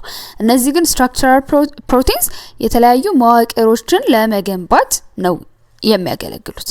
ለምሳሌ bones and muscles as well as cell membrane and skin that covers the cell and the external body respectively. ስለዚህ አጥንት ውስጥ እንዲሁም ደግሞ ጡንቻ ውስጥ እናገኛቸዋለን እነዚህ ፕሮቲንስ። እንዲሁም ደግሞ ሴል ሜምብሬን ህዋስን የሚሸፍነው የህዋስ ሽፋን ሴል ሜምብሬን ምን የያዘ ነው? ፕሮቲንስ የያዘ ነው። እንዲሁም ደግሞ ቆዳ ስኪን ኤክስተርናል ቦዲ ወይም ውጫዊ አካልን የሚሸፍንልን ቆዳችን ደግሞ ምን አለው? እንደገና ፕሮቲንስ በውስጡ አሉት። ስለዚህ የተለያዩ መዋቅሮች ውስጥ ደግሞ እንደገና የተለያዩ ስትራክቸራል ወይም መዋቅራዊ ፕሮቲንስንም ደግሞ እናገኛለን። ስለዚህ እነዚህ ፕሮቲንስ ደግሞ የሚመረቱት በምን መመሪያ መሰረት ነው? ዲኤንኤ ላይ ባለው መመሪያ መሰረት ነው። ስለዚህ እንግዲህ ናይትሮጅን በጣም አስፈላጊ ነገር መሆኑን ተረድታችኋል ብዬ አስባለሁ። አንደኛ ናይትሮጅን ዲኤንኤ ውስጥ እናገኘዋለን አለን። ዲኤንኤ ላይ ባለው መመሪያ መሰረት ደግሞ የተለያዩ ፕሮቲንስ ይመረታሉ። እነዚህ ፕሮቲንስ ደግሞ የተለያዩ ተግባራት አላቸው። እንደገና ደግሞ ፕሮቲንስ በራሳቸው ደግሞ በውስጣቸው ናይትሮጅንን ይይዛሉ። ከዛ በተጨማሪ ደግሞ ፕሮቲን ሲንተሲስ ወይም ደግሞ ዲኤንኤ ላይ ባለው ኮድ መመሪያ መሰረት ፕሮቲን ሲንተሳይዝ ለማድረግ ደግሞ የሚያስፈልጉት ምንድናቸው? አርኤንኤ ነው አይደል? አርኤንኤም ደግሞ ምን አለው? ናይትሮጅን አለው። ስለዚህ የናይትሮጅን ዑደት ወይም የናይትሮጅን ሳይክል ናይትሮጅን እነዚህን ተግባራቶቹን ወይም እነዚህ አስፈላጊነቱን ማከናወን እንዲችል እንዲቀጥል ያስችላል ማለት ነው። ስለዚህ የናይትሮጅን ዑደት ወይም ደግሞ የናይትሮጅን ሳይክል አስፈላጊ ነው፣ በጣም ኢምፖርታንት ነው። ሌላ ደግሞ ናይትሮጅን ከሶይል ፈርቲሊቲ ወይም ደግሞ ከአፈር ለምነት ጋር በተያያዘ ደግሞ ጠቀሜታ አለው። እሱን ደግሞ ወደ በኋላ ላይ እንደገና በዝርዝር እንመለከተዋለን። እሺ ተማሪዎች፣ አሁን ደግሞ አንድ አክቲቪቲ እንሰራለን። ይሄንን አክቲቪቲ ካጠገባችሁ ከሚቀመጥ ጓደኛችሁ ጋር ነው የምትሰሩት። Anticipate and point out what will happen to life or living things if there was no nitrogen in the atmosphere. So atmosphere ወይም ከባቢ አየር ላይ ናይትሮጅን ባይኖር ኖሮ ህይወት ላይ ወይም ደግሞ ህይወት ያላቸው ፍጥረታቶች ላይ ምን ሊፈጠር ይችላል ወይም ምን ይደርስባቸዋል የሚለው ገምቱ። እንዲሁም ደግሞ ምን ሊፈጠር ይችላል ብላችሁ የምታስቧቸውን ነገሮች ጠቀስ አድርጓቸው። ከዛ ደግሞ አብረን ደግሞ ምንመለከታቸው ይሆናል። የናይትሮጅን ከባቢ አየር ላይ አለመኖር የተለያዩ እርስ በርስ የተያያዙ ችግሮችን ነው ይዞ የሚመጣው። የመጀመሪያው ምንድነው? ዲስረፕሽን ኦፍ ናይትሮጅን ሳይክል፣ የናይትሮጅን ዑደት መቋረጥ ነው። ምክንያቱም የናይትሮጅን ዑደት የሚጀምረው ከባቢ ላይ አየር ላይ ያለውን ናይትሮጅን ፊክስ በማድረግ እጽዋቶች እንዲጠቀሙበት በማድረግ ነው አይደለ? ስለዚህ ከባቢ አየር ላይ ናይትሮጅን የለም ማለት ናይትሮጅን ፊክሴሽን አይኖርም ማለት ነው። ስለዚህ ይሄ ደግሞ የናይትሮጅን ዑደቱ እንዲቋረጥ ያደርገዋል። ስለዚህ ይሄ ናይትሮጅን ዑደት ደግሞ ሲቋረጥ ፍጥረታት የተለያየ ችግር ያጋጥማቸዋል። ለምሳሌ ሊሚትድ ፕላንት ግሮዝ፣ የእጽዋቶች እድገት የተገደበ ይሆናል። ምክንያቱም ፕላንት ወይም ደግሞ እጽዋቶች የሚያስፈልጋቸውን ናይትሮጅን ለማግኘት የናይትሮጅን ሳይክል ወይም የናይትሮጅን ዑደቱ ላይ የተደገፉ ናቸው አይደለ? የናይትሮጅን ሳይክል ላይ በናይትሮጅን ፊክሴሽን ፊክስ የተደረገውን ናይትሮጅን ነው አይደለ ከአሞኒያ ላይ ወስደው የሚጠቀሙት። ስለዚህ ያ የለም ማለት እጽዋቶች እድገታቸው ይገደባል። እጽዋቶች የሚያመርቷቸው የተለያዩ ኦርጋኒክ ኮምፓውንድስ ናይትሮጅንን የያዙ ለምሳሌ ፕሮቲንስ፣ አሚኖ አሲድስን ማምረት አይችሉም። ያ ደግሞ ማለት እንደገና ፉድ ቼን ዲስረፕሽን ወይም የምግብ ሰንሰለት መቋረጥን ያመጣል። ምክንያቱም ሌሎች ፍጥረታት ለምሳሌ ሄርቢቨርስ እጽዋትን የሚመገቡት ምግባቸው ምንድናቸው? እጽዋቶች ናቸው። እነዚህን የሚያስፈልጓቸው ንጥረ ነገሮች ናይትሮጅንንም ጨምሮ ከየት ነው የሚያገኙት? ከእጽዋቶች ነው። ስለዚህ የእጽዋቶች እድገት ይገደባል፣ ቁጥራቸው እየተመናመነ ይመጣል። ስለዚህ እነሱ ላይ ዲፔንድ ያደረጉ እነሱ ላይ የተደገፉ ፍጥረታትም ምን እየሆኑ ይመጣሉ ማለት ነው? ቁጥራቸው እየተገደበ እያነሰ ይመጣል። ሄርቢቨርስም እንደገና ተጎዱ ማለት ደግሞ ሄርቢቨርስን ወይም እጽዋት ተመጋቢዎችን የሚመገቡ ደግሞ ካርኒቨርስ እንደገና እየተጎዱ ይመጣሉ ማለት ነው። ያ ደግሞ ፉድ ሰፕላይ ክራይሲስ ወይም የምግብ አቅርቦት ቀውስን ያመጣል። ሰዎች ጋር ራሱ ብንመጣ ወይ እጽዋትን ነው የምንመገበው ወይ ደግሞ እጽዋትን የሚመገቡ ሄርቢቨርስን ነው አይደለም የምንመገበው። ስለዚህ የሚያስፈልገንን እነዚህን የተለያዩ ንጥረ ነገሮች ናይትሮጅን ማግኘት አንችልም ማለት ነው። እነዚህ የሉም ማለት። ስለዚህ የምግብ አቅርቦት ችግር ይመጣል። ያ ደግሞ ረሃብን ያመጣል ማለት ነው። የናይትሮጅን እጥረት ወይም ደግሞ የንጥረ ነገር እጥረት ያመጣል። ናይትሮጅን ደግሞ ለምን ህይወት ላላቸው ፍጥረታት ውስጥ ደግሞ ምን ተግባራት እንዳሉ ቅድም አይተናል አይደል? ስለዚህ እነዛ ሁሉ ተግባራት ምን ይሆናሉ ማለት ነው? ይቋረጣሉ ናይትሮጅን ከሌለ። ስለዚህ የናይትሮጅን አለመኖር፣ ከባቢ አየር ላይ አለመኖር ህይወት ላይ በጣም ከፍተኛ የሆነ ችግር ነው ይዞ የሚመጣው። እነዚህ ችግሮች ደግሞ እርስ በርስ የሚያያዙና እየተባባሱ የሚመጡ ችግሮች ናቸው። የዚህ አክቲቪቲ ሁለተኛው ጥያቄያችሁ ደግሞ ዲስከስ ዘ ኢምፖርታንስ ኦፍ ሶይል ባክቴሪያ ኢን ሳይክሊንግ ናይትሮጅን። አንደኛ የሶይል ባክቴሪያ ወይም ደግሞ አፈር ውስጥ የምናገኛቸው ባክቴሪያዎች ለናይትሮጅን ዑደት ያላቸውን አስፈላጊነት ላይ ተወያዩ ነው የሚለው። and comment on the misconception that bacteria are commonly taken as harmful and dangerous to human beings. እንዲሁም ደግሞ ስለ ባክቴሪያ ዙሪያ ያለውን የተሳሳተ ግንዛቤ ላይ ያላችሁን አስተያየት ስጡ ነው የሚለው። ምክንያቱም ባክቴሪያ ሁሌ ለሰው ልጆች dangerous አደገኛ እንዲሁም ደግሞ ጉዳት የሚያመጡ ናቸው ተብሎ ብቻ ነው አይደል የሚታሰበው። ስለዚህ ይሄንን የተሳሳተ ግንዛቤ ዙሪያ ያላችሁን አስተያየት ደግሞ ስጡ። ሶይል ባክቴሪያ ወይም አፈር ውስጥ የምናገኛቸው ባክቴሪያዎች ለናይትሮጅን ሳይክል ወይም ለናይትሮጅን ዑደት በርካታ ጠቀሜታዎችን አሏቸው። ይሄንንም እያንዳንዱን የናይትሮጅን ሳይክል ወይም የናይትሮጅን ዑደት ሂደቶች ስንመለከት በደንብ አይተናቸው ነበር። ለማስታወስ ያክል የናይትሮጅን ሳይክል ውስጥ ያሉ ዋና ሂደቶች ናይትሮጅን ፊክሴሽን፣ ናይትሪፊኬሽን፣ አሞኒፊኬሽን እና ዲናይትሪፊኬሽን መሆናቸውን አይተናል። እዚህ ውስጥ ደግሞ የተለያዩ ባክቴሪያዎች የተለያየ ሚና አላቸው። ለምሳሌ ናይትሮጅን ፊክሴሽን ላይ ሪዞቢየም፣ አዞባክተር፣ ክለብሲላ ያልናቸው ናይትሮጅን ፊክሴሽን ወይም ደግሞ ከባቢ አየር ላይ ያለውን ናይትሮጅን ወደ አሞኒየም በመቀየር ያግዛሉ። ናይትሪፊኬሽን ላይ ደግሞ ስንመጣ አሞኒያን ወደ ናይትሬት በመቀየር ናይትሮሶሞናስ፣ ናይትሮባክተር የምንላቸው ባክቴሪያ ምድቦች ይካፈላሉ አልን። አሞኒፊኬሽን ላይ ደግሞ ስንመጣ ኦርጋኒክ ማተር ውስጥ የምናገኘውን ናይትሮጅን ወደ አሞኒያ በመቀየር አሞኒፋይንግ ባክቴሪያስ፣ ኤሮቢክ፣ አኔሮቢክ ባክቴሪያስ የምንላቸው ናቸው የሚሳተፉት። ዲናይትሪፊኬሽን ላይ ደግሞ ስንመጣ ማለትም ናይትሬትን ወደ ከባቢ አየር የሚመለስበት ሂደት ላይ ዲናይትሪፋይንግ ባክቴሪያ፣ ሲዶሞናስ፣ ታዮባሲለስ፣ ማይክሮኮከስ የምንላቸው ናቸው ይሄን ሂደት የሚያከናውኑት። ስለዚህ እነዚህ ወሳኝ የሆኑ የናይትሮጅን ሳይክል ዑደቶች በምንድነው የሚከናወኑት? እዚህ ላይ ባየናቸው ባክቴሪያዎች ነው ማለት ነው። ስለዚህ ባክቴሪያ ለናይትሮጅን ሳይክል ወይም ለናይትሮጅን ዑደት በጣም ትልቅ ሚና የሚጫወት ነው ማለት ነው።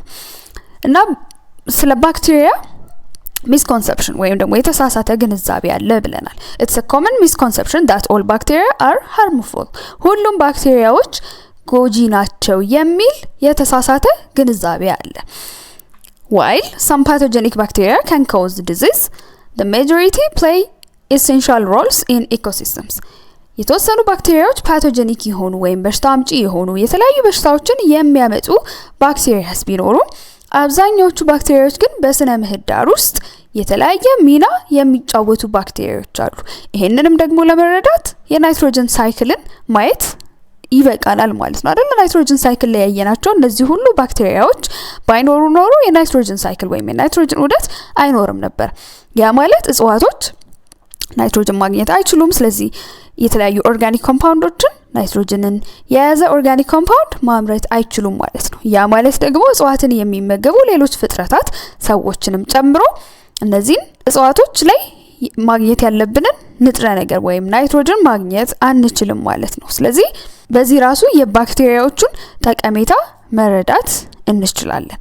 Thus, educating people about the positive roles of bacteria can help shift perceptions and promote a greater appreciation for these essential microorganisms. ስለዚህ ስለ እነዚህ ባክቴሪያዎች አዎንታዊ ሚና ለሰዎች በማስተማር እነዚህ ባክቴሪያዎች ጠቃሚ መሆናቸውን በማስረዳት ይሄንን ፐርሰፕሽን ወይም ደግሞ ይሄን የተሳሳተ ግንዛቤ ምን ማድረግ እንችላለን ሽፍት እንዲሆን ወይም እንዲቀየር ማድረግ እንችላለን። ምክንያቱም እናንተ አሁን ስለነዚህ ነገሮች ተምራችኋል አይደለ? ስለዚህ ሰዎችን ደግሞ ማሳወቅ ይኖርባቸዋል ማለት ነው። እንዲሁም ደግሞ እነዚህን ማይክሮ ኦርጋኒዝምስ ወይም እነዚህን ረቂቅ ተዋህሲያን ምን ማድረግ እንጀምራለን ማለት ነው። አፕሪሺየት ማድረግ ማድነቅ እንጀምራለን ያላቸውን ሚና መረዳት ስንችል ማለት ነው። ስለዚህ ያንን ደግሞ እኛ ያወቅነውን ያደነቅነውን ደግሞ ለሌሎች ማሳወቅ ይጠበቅብናል። How do you relate nitrogen cycle, soil bacteria and soil fertility? እንዴት ነው የናይትሮጅን ዑደት አፈር ውስጥ የሚገኙ ባክቴሪያዎች ከሶይል ፈርቲሊቲ ወይም ከአፈር ለምነት ጋር የሚገናኙት ነው የሚለው።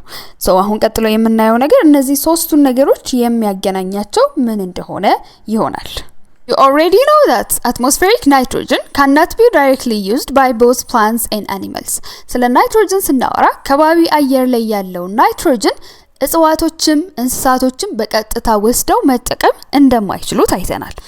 Plants use nitrogen in the inorganic form as ammonium and nitrate and convert it to organic forms such as amino acids and proteins. እጽዋቶች ናይትሮጅንን መጠቀም የሚችሉት በኢንኦርጋኒክ ፎርም ያለውን ነው። ማለትም አሞኒየም እና ናይትሬትን። አሞኒየም እና ናይትሬት ኢንኦርጋኒክ ናቸው። ስለዚህ እጽዋቶች ናይትሮጅንን የሚጠቀሙት በእነዚህ ኢንኦርጋኒክ ፎርምስ መሰረት ነው ማለት ነው የሚወስዱት። ከዛን ይሄንን ኢንኦርጋኒክ ናይትሮጅን ወስደው ወደ ምን ይቀይሩታል አለን? ወደ ኦርጋኒክ ፎርም ይቀይሩታል። ወደ ኦርጋኒክ ፎርም ይቀይሩታል ማለት ወደ ምን ተቀየረ ማለት ነው? ወደ አሚኖ አሲድስ ኤንድ ፕሮቲንስ ተቀየረ። ምክንያቱም አሚኖ አሲድስ እና ፕሮቲንስ ደግሞ ምንድናቸው? ኦርጋኒክ ናቸው።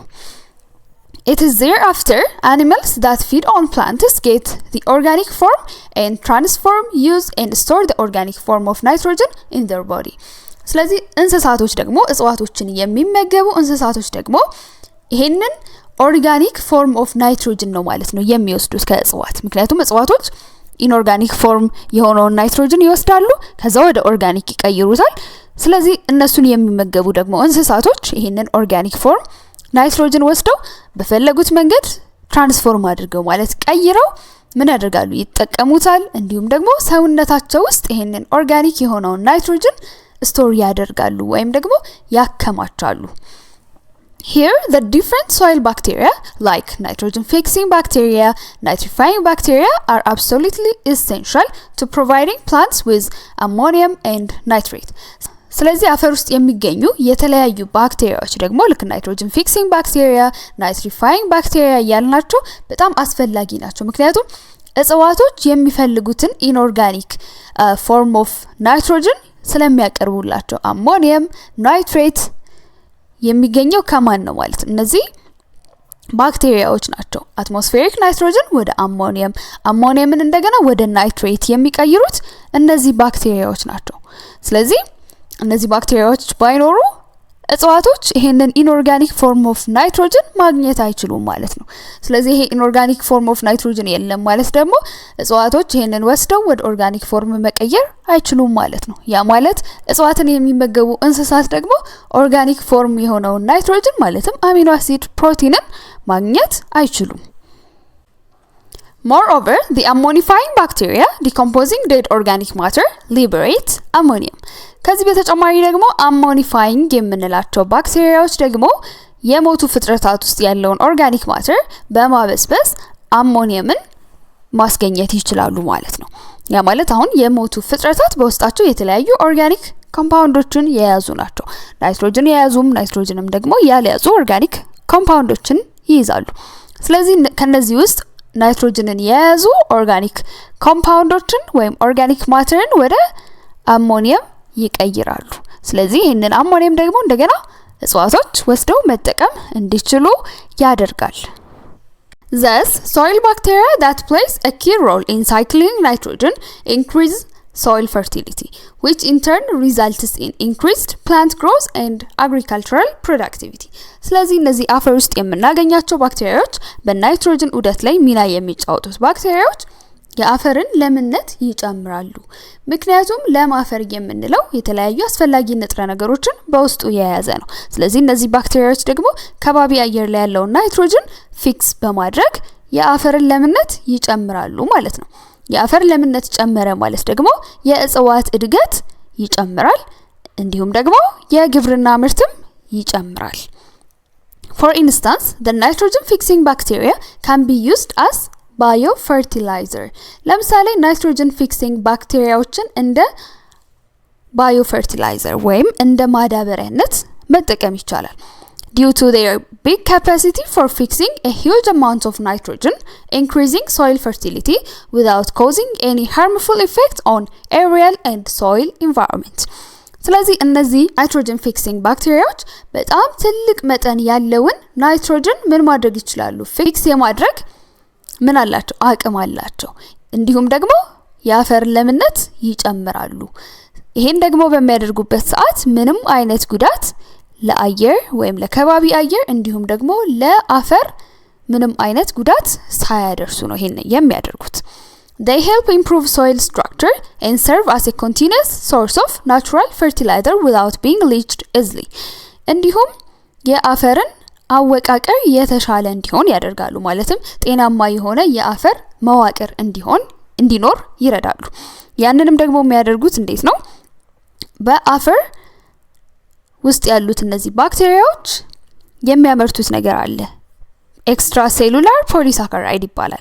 ይሄም ደግሞ እንደ ማጣበቂያ ነው የሚያገለግለው። ስለዚህ የተለያዩ የአፈር ቅንጣቶች እርስ በርስ እንዲያያዙ ያደርጋል። ይሄም ደግሞ በአፈር መካከል ክፍተት እንዲኖር ያደርግና በዚህ ክፍተት መካከል በቀላሉ አየርም ውሃም መንቀሳቀስ እንዲችል ያደርጋል። ያ ደግሞ ለእጽዋት በጣም አስፈላጊ ነው። ስለዚህ ይሄም አንድ ደግሞ ጠቀሜታቸው ነው። ከዛ በተጨማሪ ደግሞ የማይቋረጥ ተፈጥሯዊ ምንድናቸው? ማዳበሪያዎች ናቸው። ምክንያቱም እነዚህ በቀላሉ ተጠርገው የሚሄዱ አይደሉም። እነዚህ ፈርቲላይዘርስ ማለትም አሁን ለምሳሌ በኬሚካል የሚሰሩ የተለያዩ ፈርቲላይዘርስ ወይም ማዳበሪያዎች በውሃ በዝናብ በቀላሉ ተጠርገው ይሄዳሉ። ነገር ግን እነዚህ በቀላሉ መጠረግ ስለማይችሉ ያለ ማቋረጥ የፈርቲላይዘርነት ወይም ደግሞ የማዳበሪያነት አገልግሎት መስጠት ይችላሉ። What is the role of a larger soil organisms such as earthworms? አፈር ውስጥ የሚገኙ ትልልቅ ፍጥረታት ለምሳሌ የምድር ትል የምንላቸው ሚናቸው ምንድነው? Earthworms are soil organisms that are visible to the naked eye. Earthworms ወይም የምድር ትል የምንላቸው አፈር ውስጥ የሚገኙ ፍጥረታት ናቸው። በአይን ደግሞ ምን ማለት ይችላሉ? መታየት ይችላሉ። They are one of the major decomposers of organic matter. Organic matterን ዲኮምፖዝ ከሚያደርጉ ወይም ከሚያበሰብሱ ፍጥረታት መካከል ዋነኞቹ earthworms ወይም የምድር ትል የምንላቸው ናቸው። ስለዚህ the mutual action of earthworms and microbes bring faster decomposition of organic matter. ስለዚህ earthworms የምድር ትል እንዲሁም ደግሞ ረቂቅ ተዋሲያን አንድ ላይ ሆነው የሚያደርጉት የዲኮምፖዚሽን ስራ ምን ያደርጋል ማለት ነው? ኦርጋኒክ ማተር በፍጥነት ዲኮምፖዝ እንዲሆን ወይም እንዲበሰብስ ያግዛል። ስለዚህ enhance cycling of nutrients, thereby facilitating plant growth and crop productivity. ስለዚህ የንጥረ ነገር ደግሞ ዑደት የተሻለ እንዲሆን ያደርጋል። ምክንያቱም እነዚህ ኦርጋኒክ ማተር ውስጥ ምን አሉ? የተለያዩ አስፈላጊ ንጥረ ነገሮች አሉ። ስለዚህ እነዚህ ዲኮምፖዝ ቶሎ ተደረጉ ማለት የነዚህ ንጥረ ነገሮች ዑደት ደግሞ ተፋጠነ ወይም ደግሞ የተሻለ እንዲሆን ያደርጋል ማለት ነው። ያ ደግሞ እንደገና የእጽዋትን እድገት ያቀላጥፈዋል። የተሻለ የእጽዋት እድገት እንዲኖር ያደርጋል። ስለዚህ crop productivity ወይም ደግሞ ምርታማነትም ይጨምራል። Having an abundance of earthworm is a good indicator of fertile soil and ensure higher agricultural yield. ስለዚህ አፈር ውስጥ ብዙ earthworm ወይም ደግሞ የምድር ትል አለ ማለት ምን ያሳያል ማለት ነው? ያ አፈር ፈርታይል እንደሆነ ወይም ደግሞ ለም አፈር መሆኑን ኢንዲኬት ያደርጋል ወይም ያሳያል። ያ ማለት ደግሞ ከፍተኛ የሆነ የግብርና ምርት ውጤት ማግኘት እንደሚችል ያረጋግጥልናል። ምክንያቱም አፈሩ ፈርታይል ስለሆነ የሚያስፈልጉ በቂ ንጥረ ነገሮች በውስጡ መኖሩን ስለሚያሳየን። As a result, earthworms are nicknamed as friends of farmers. በዚህም ተግባራቸው earthworms ወይም ደግሞ የምድር ትል የምንላቸው ቅጽል ስማቸው ምንድነው? የአርሶ አደሮች ፍሬንድስ ናቸው ወይም የአርሶ አደር ጓደኞች ናቸው ተብለዋል ማለት ነው። When earthworms move through the soil, they form tubular channel or burrows. እነዚህ የምድር ትሎች በአፈር ውስጥ በሚንቀሳቀሱበት ሰዓት ላይ ምን ይፈጥራሉ? እንደ ቱቦ አይነት ቀዳዳ burrows ምንለው ወይ ደግሞ ክፍተት ይፈጥራሉ። እነሱ ባለፉበት ቦታ ምን ይሆናል ማለት ነው? ክፍት ይሆናል ያ ቦታ። ያ ደግሞ these burrows improve soil structure, particularly soil porosity. ይሄ ደግሞ የአፈሩን አወቃቀር የተሻለ እንዲሆን ወይም ጤናማ የአፈር አወቃቀር እንዲኖር ያደርጋል። በተለይም ደግሞ የአፈርን porosity ማለትም ቀዳዳነት ይጨምራል። porosity ማለት አፈር particles ወይ ደግሞ የአፈር ቅንጣቶች መካከል የሚፈጠር ክፍተት ማለት ነው። ያ ደግሞ አፈሩ porous ነው ወይ ደግሞ ቀዳዳ ነው ማለት increases the amount of air and water holding capacity. የአፈሩን አየርና ውሃ የመያዝ ችሎታውን ምን ያደርጋል ማለት ነው? ይጨምርለታል። ስለዚህ ውሃና አየር በቀላሉ በዚህ በአፈር ውስጥ መዘዋወር ይችላሉ፣ ወደ አፈሩ ውስጥ መግባት ይችላሉ። ስለዚህ ይሄም ደግሞ የምን ውጤት ነው አለን? እነዚህ ትሎች በሚንቀሳቀሱበት ቦታ የሚፈጠረው ክፍተት ነው ማለት ነው። የአፈሩን አየርና ውሃ የመያዝ ችሎታ የሚጨምርለት። From your lesson on seed germination, you have learned that air and water are essential for seed to break dormancy or resting stage and start growth and development of seedling. ስለ seed germination ወይ ደግሞ ስለ ዘር መብቀል ስንማር ታስታውሱ ከሆነ አየርና ውሃ አንድ ዘር ዶርማንሲን ሰብሮ ወይም ደግሞ መብቀል ያልጀመረበት ስቴጅ ነው አይደለ? ዶርማንት የምንለው ማለትም ሬስቲንግ ረፍት እያደረገ ያለበት ደረጃ ማለት ነው። እሱን ሰብሮ ወጥቶ እድገት እንዲጀምር እንዲሁም ወደ ሲድሊንግ ወይም ወደ ችግኝነት እንዲቀየር በጣም ወሳኝ ናቸው አየርና አፈር ብለናል። ስለዚህ earthworm መኖሩ ቀዳዳ እንዲኖር ያደርጋል አለን። ስለዚህ አየርና ውሃ በቀላሉ መግባት ይችላል።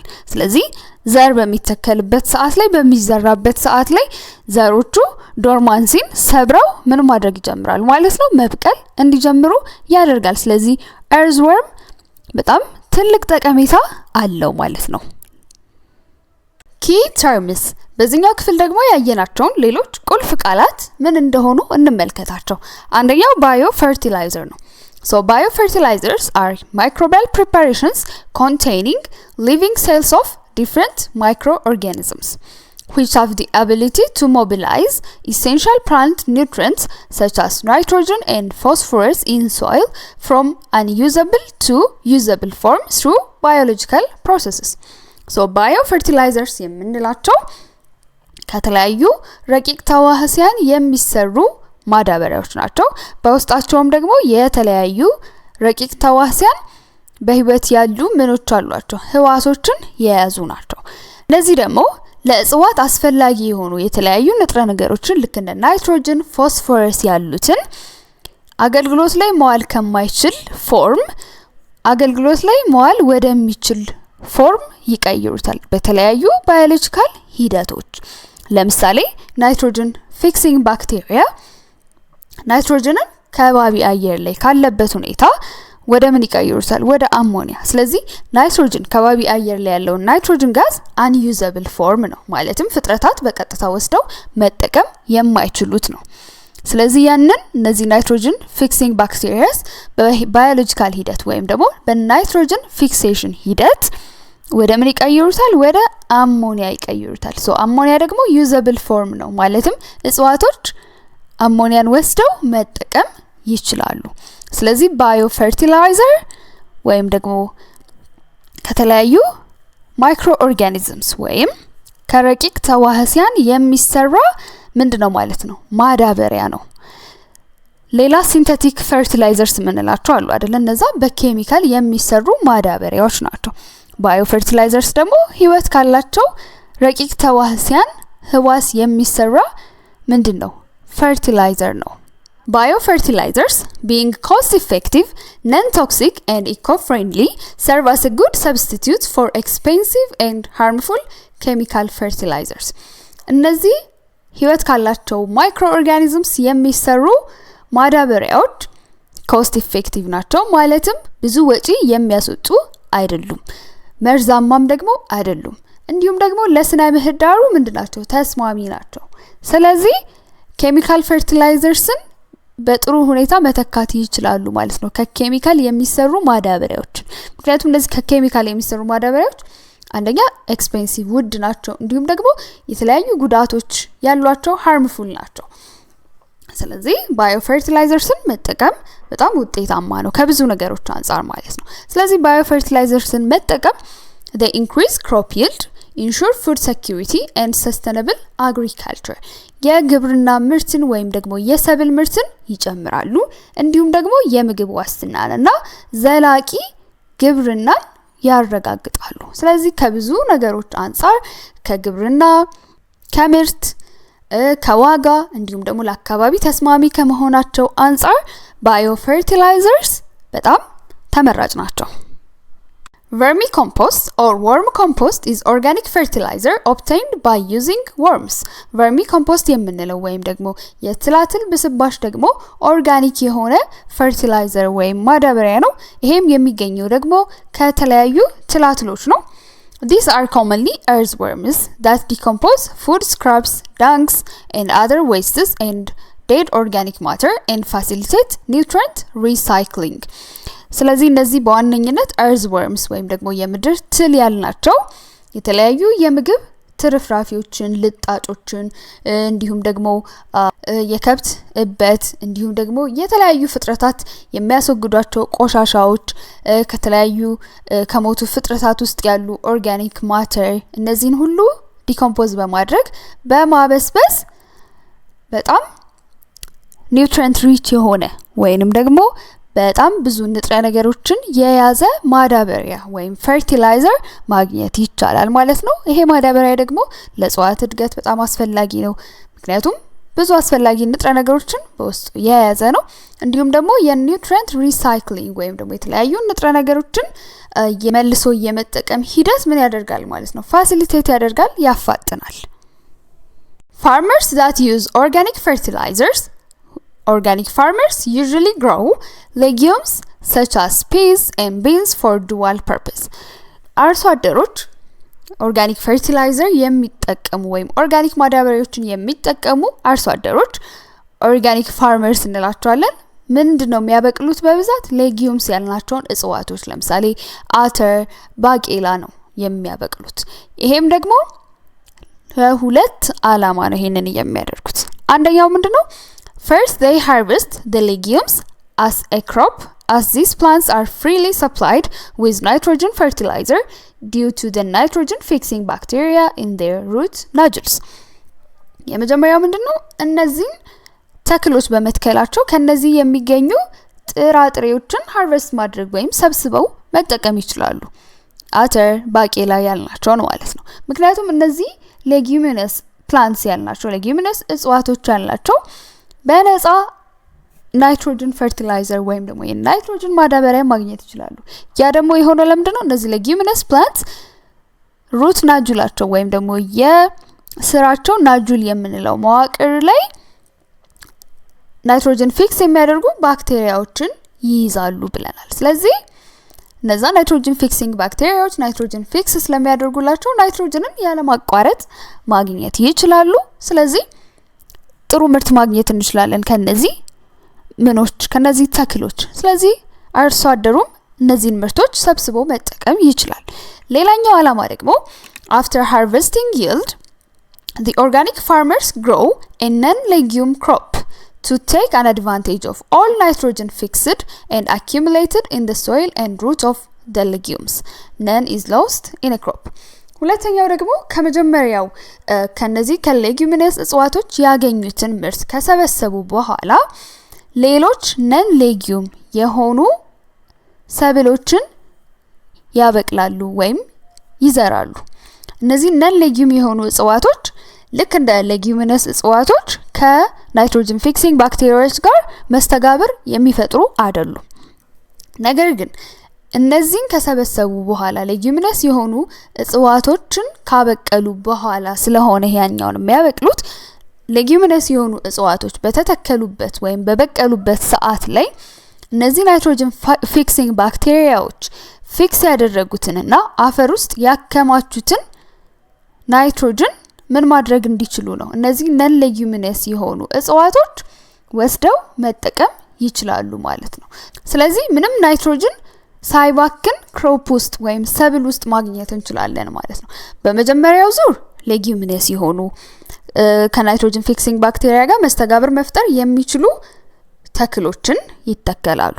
ከዛ እነሱን ምርታቸውን ከሰበሰቡ በኋላ ደግሞ ነን ሌጊዩሚነስ የሆኑ ተክሎች ይዘራሉ ማለት ነው።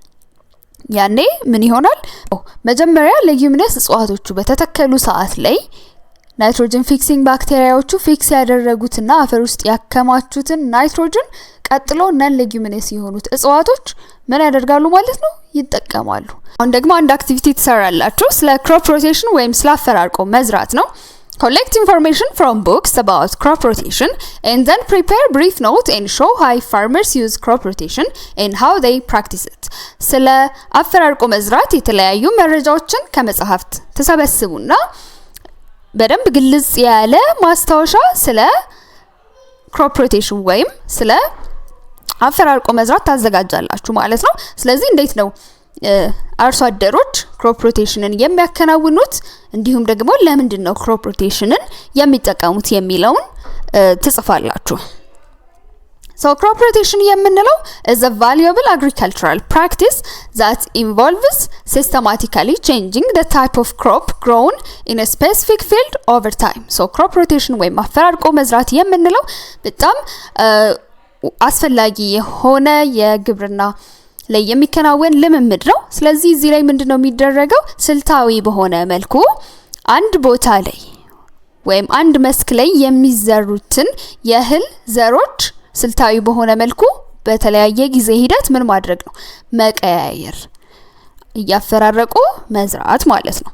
ስለዚህ ይሄንን ደግሞ በተለያየ ምክንያት ይጠቀሙታል። ማለትም የተለያዩ ጠቀሜታዎች አሉት ማለት ነው ክሮፕ ሮቴሽን። So farmers employ this technique for several key reasons. ለተለያዩ ቁልፍ ምክንያቶች ይሄንን ቴክኒክ ወይም ዘዴ ይጠቀሙታል።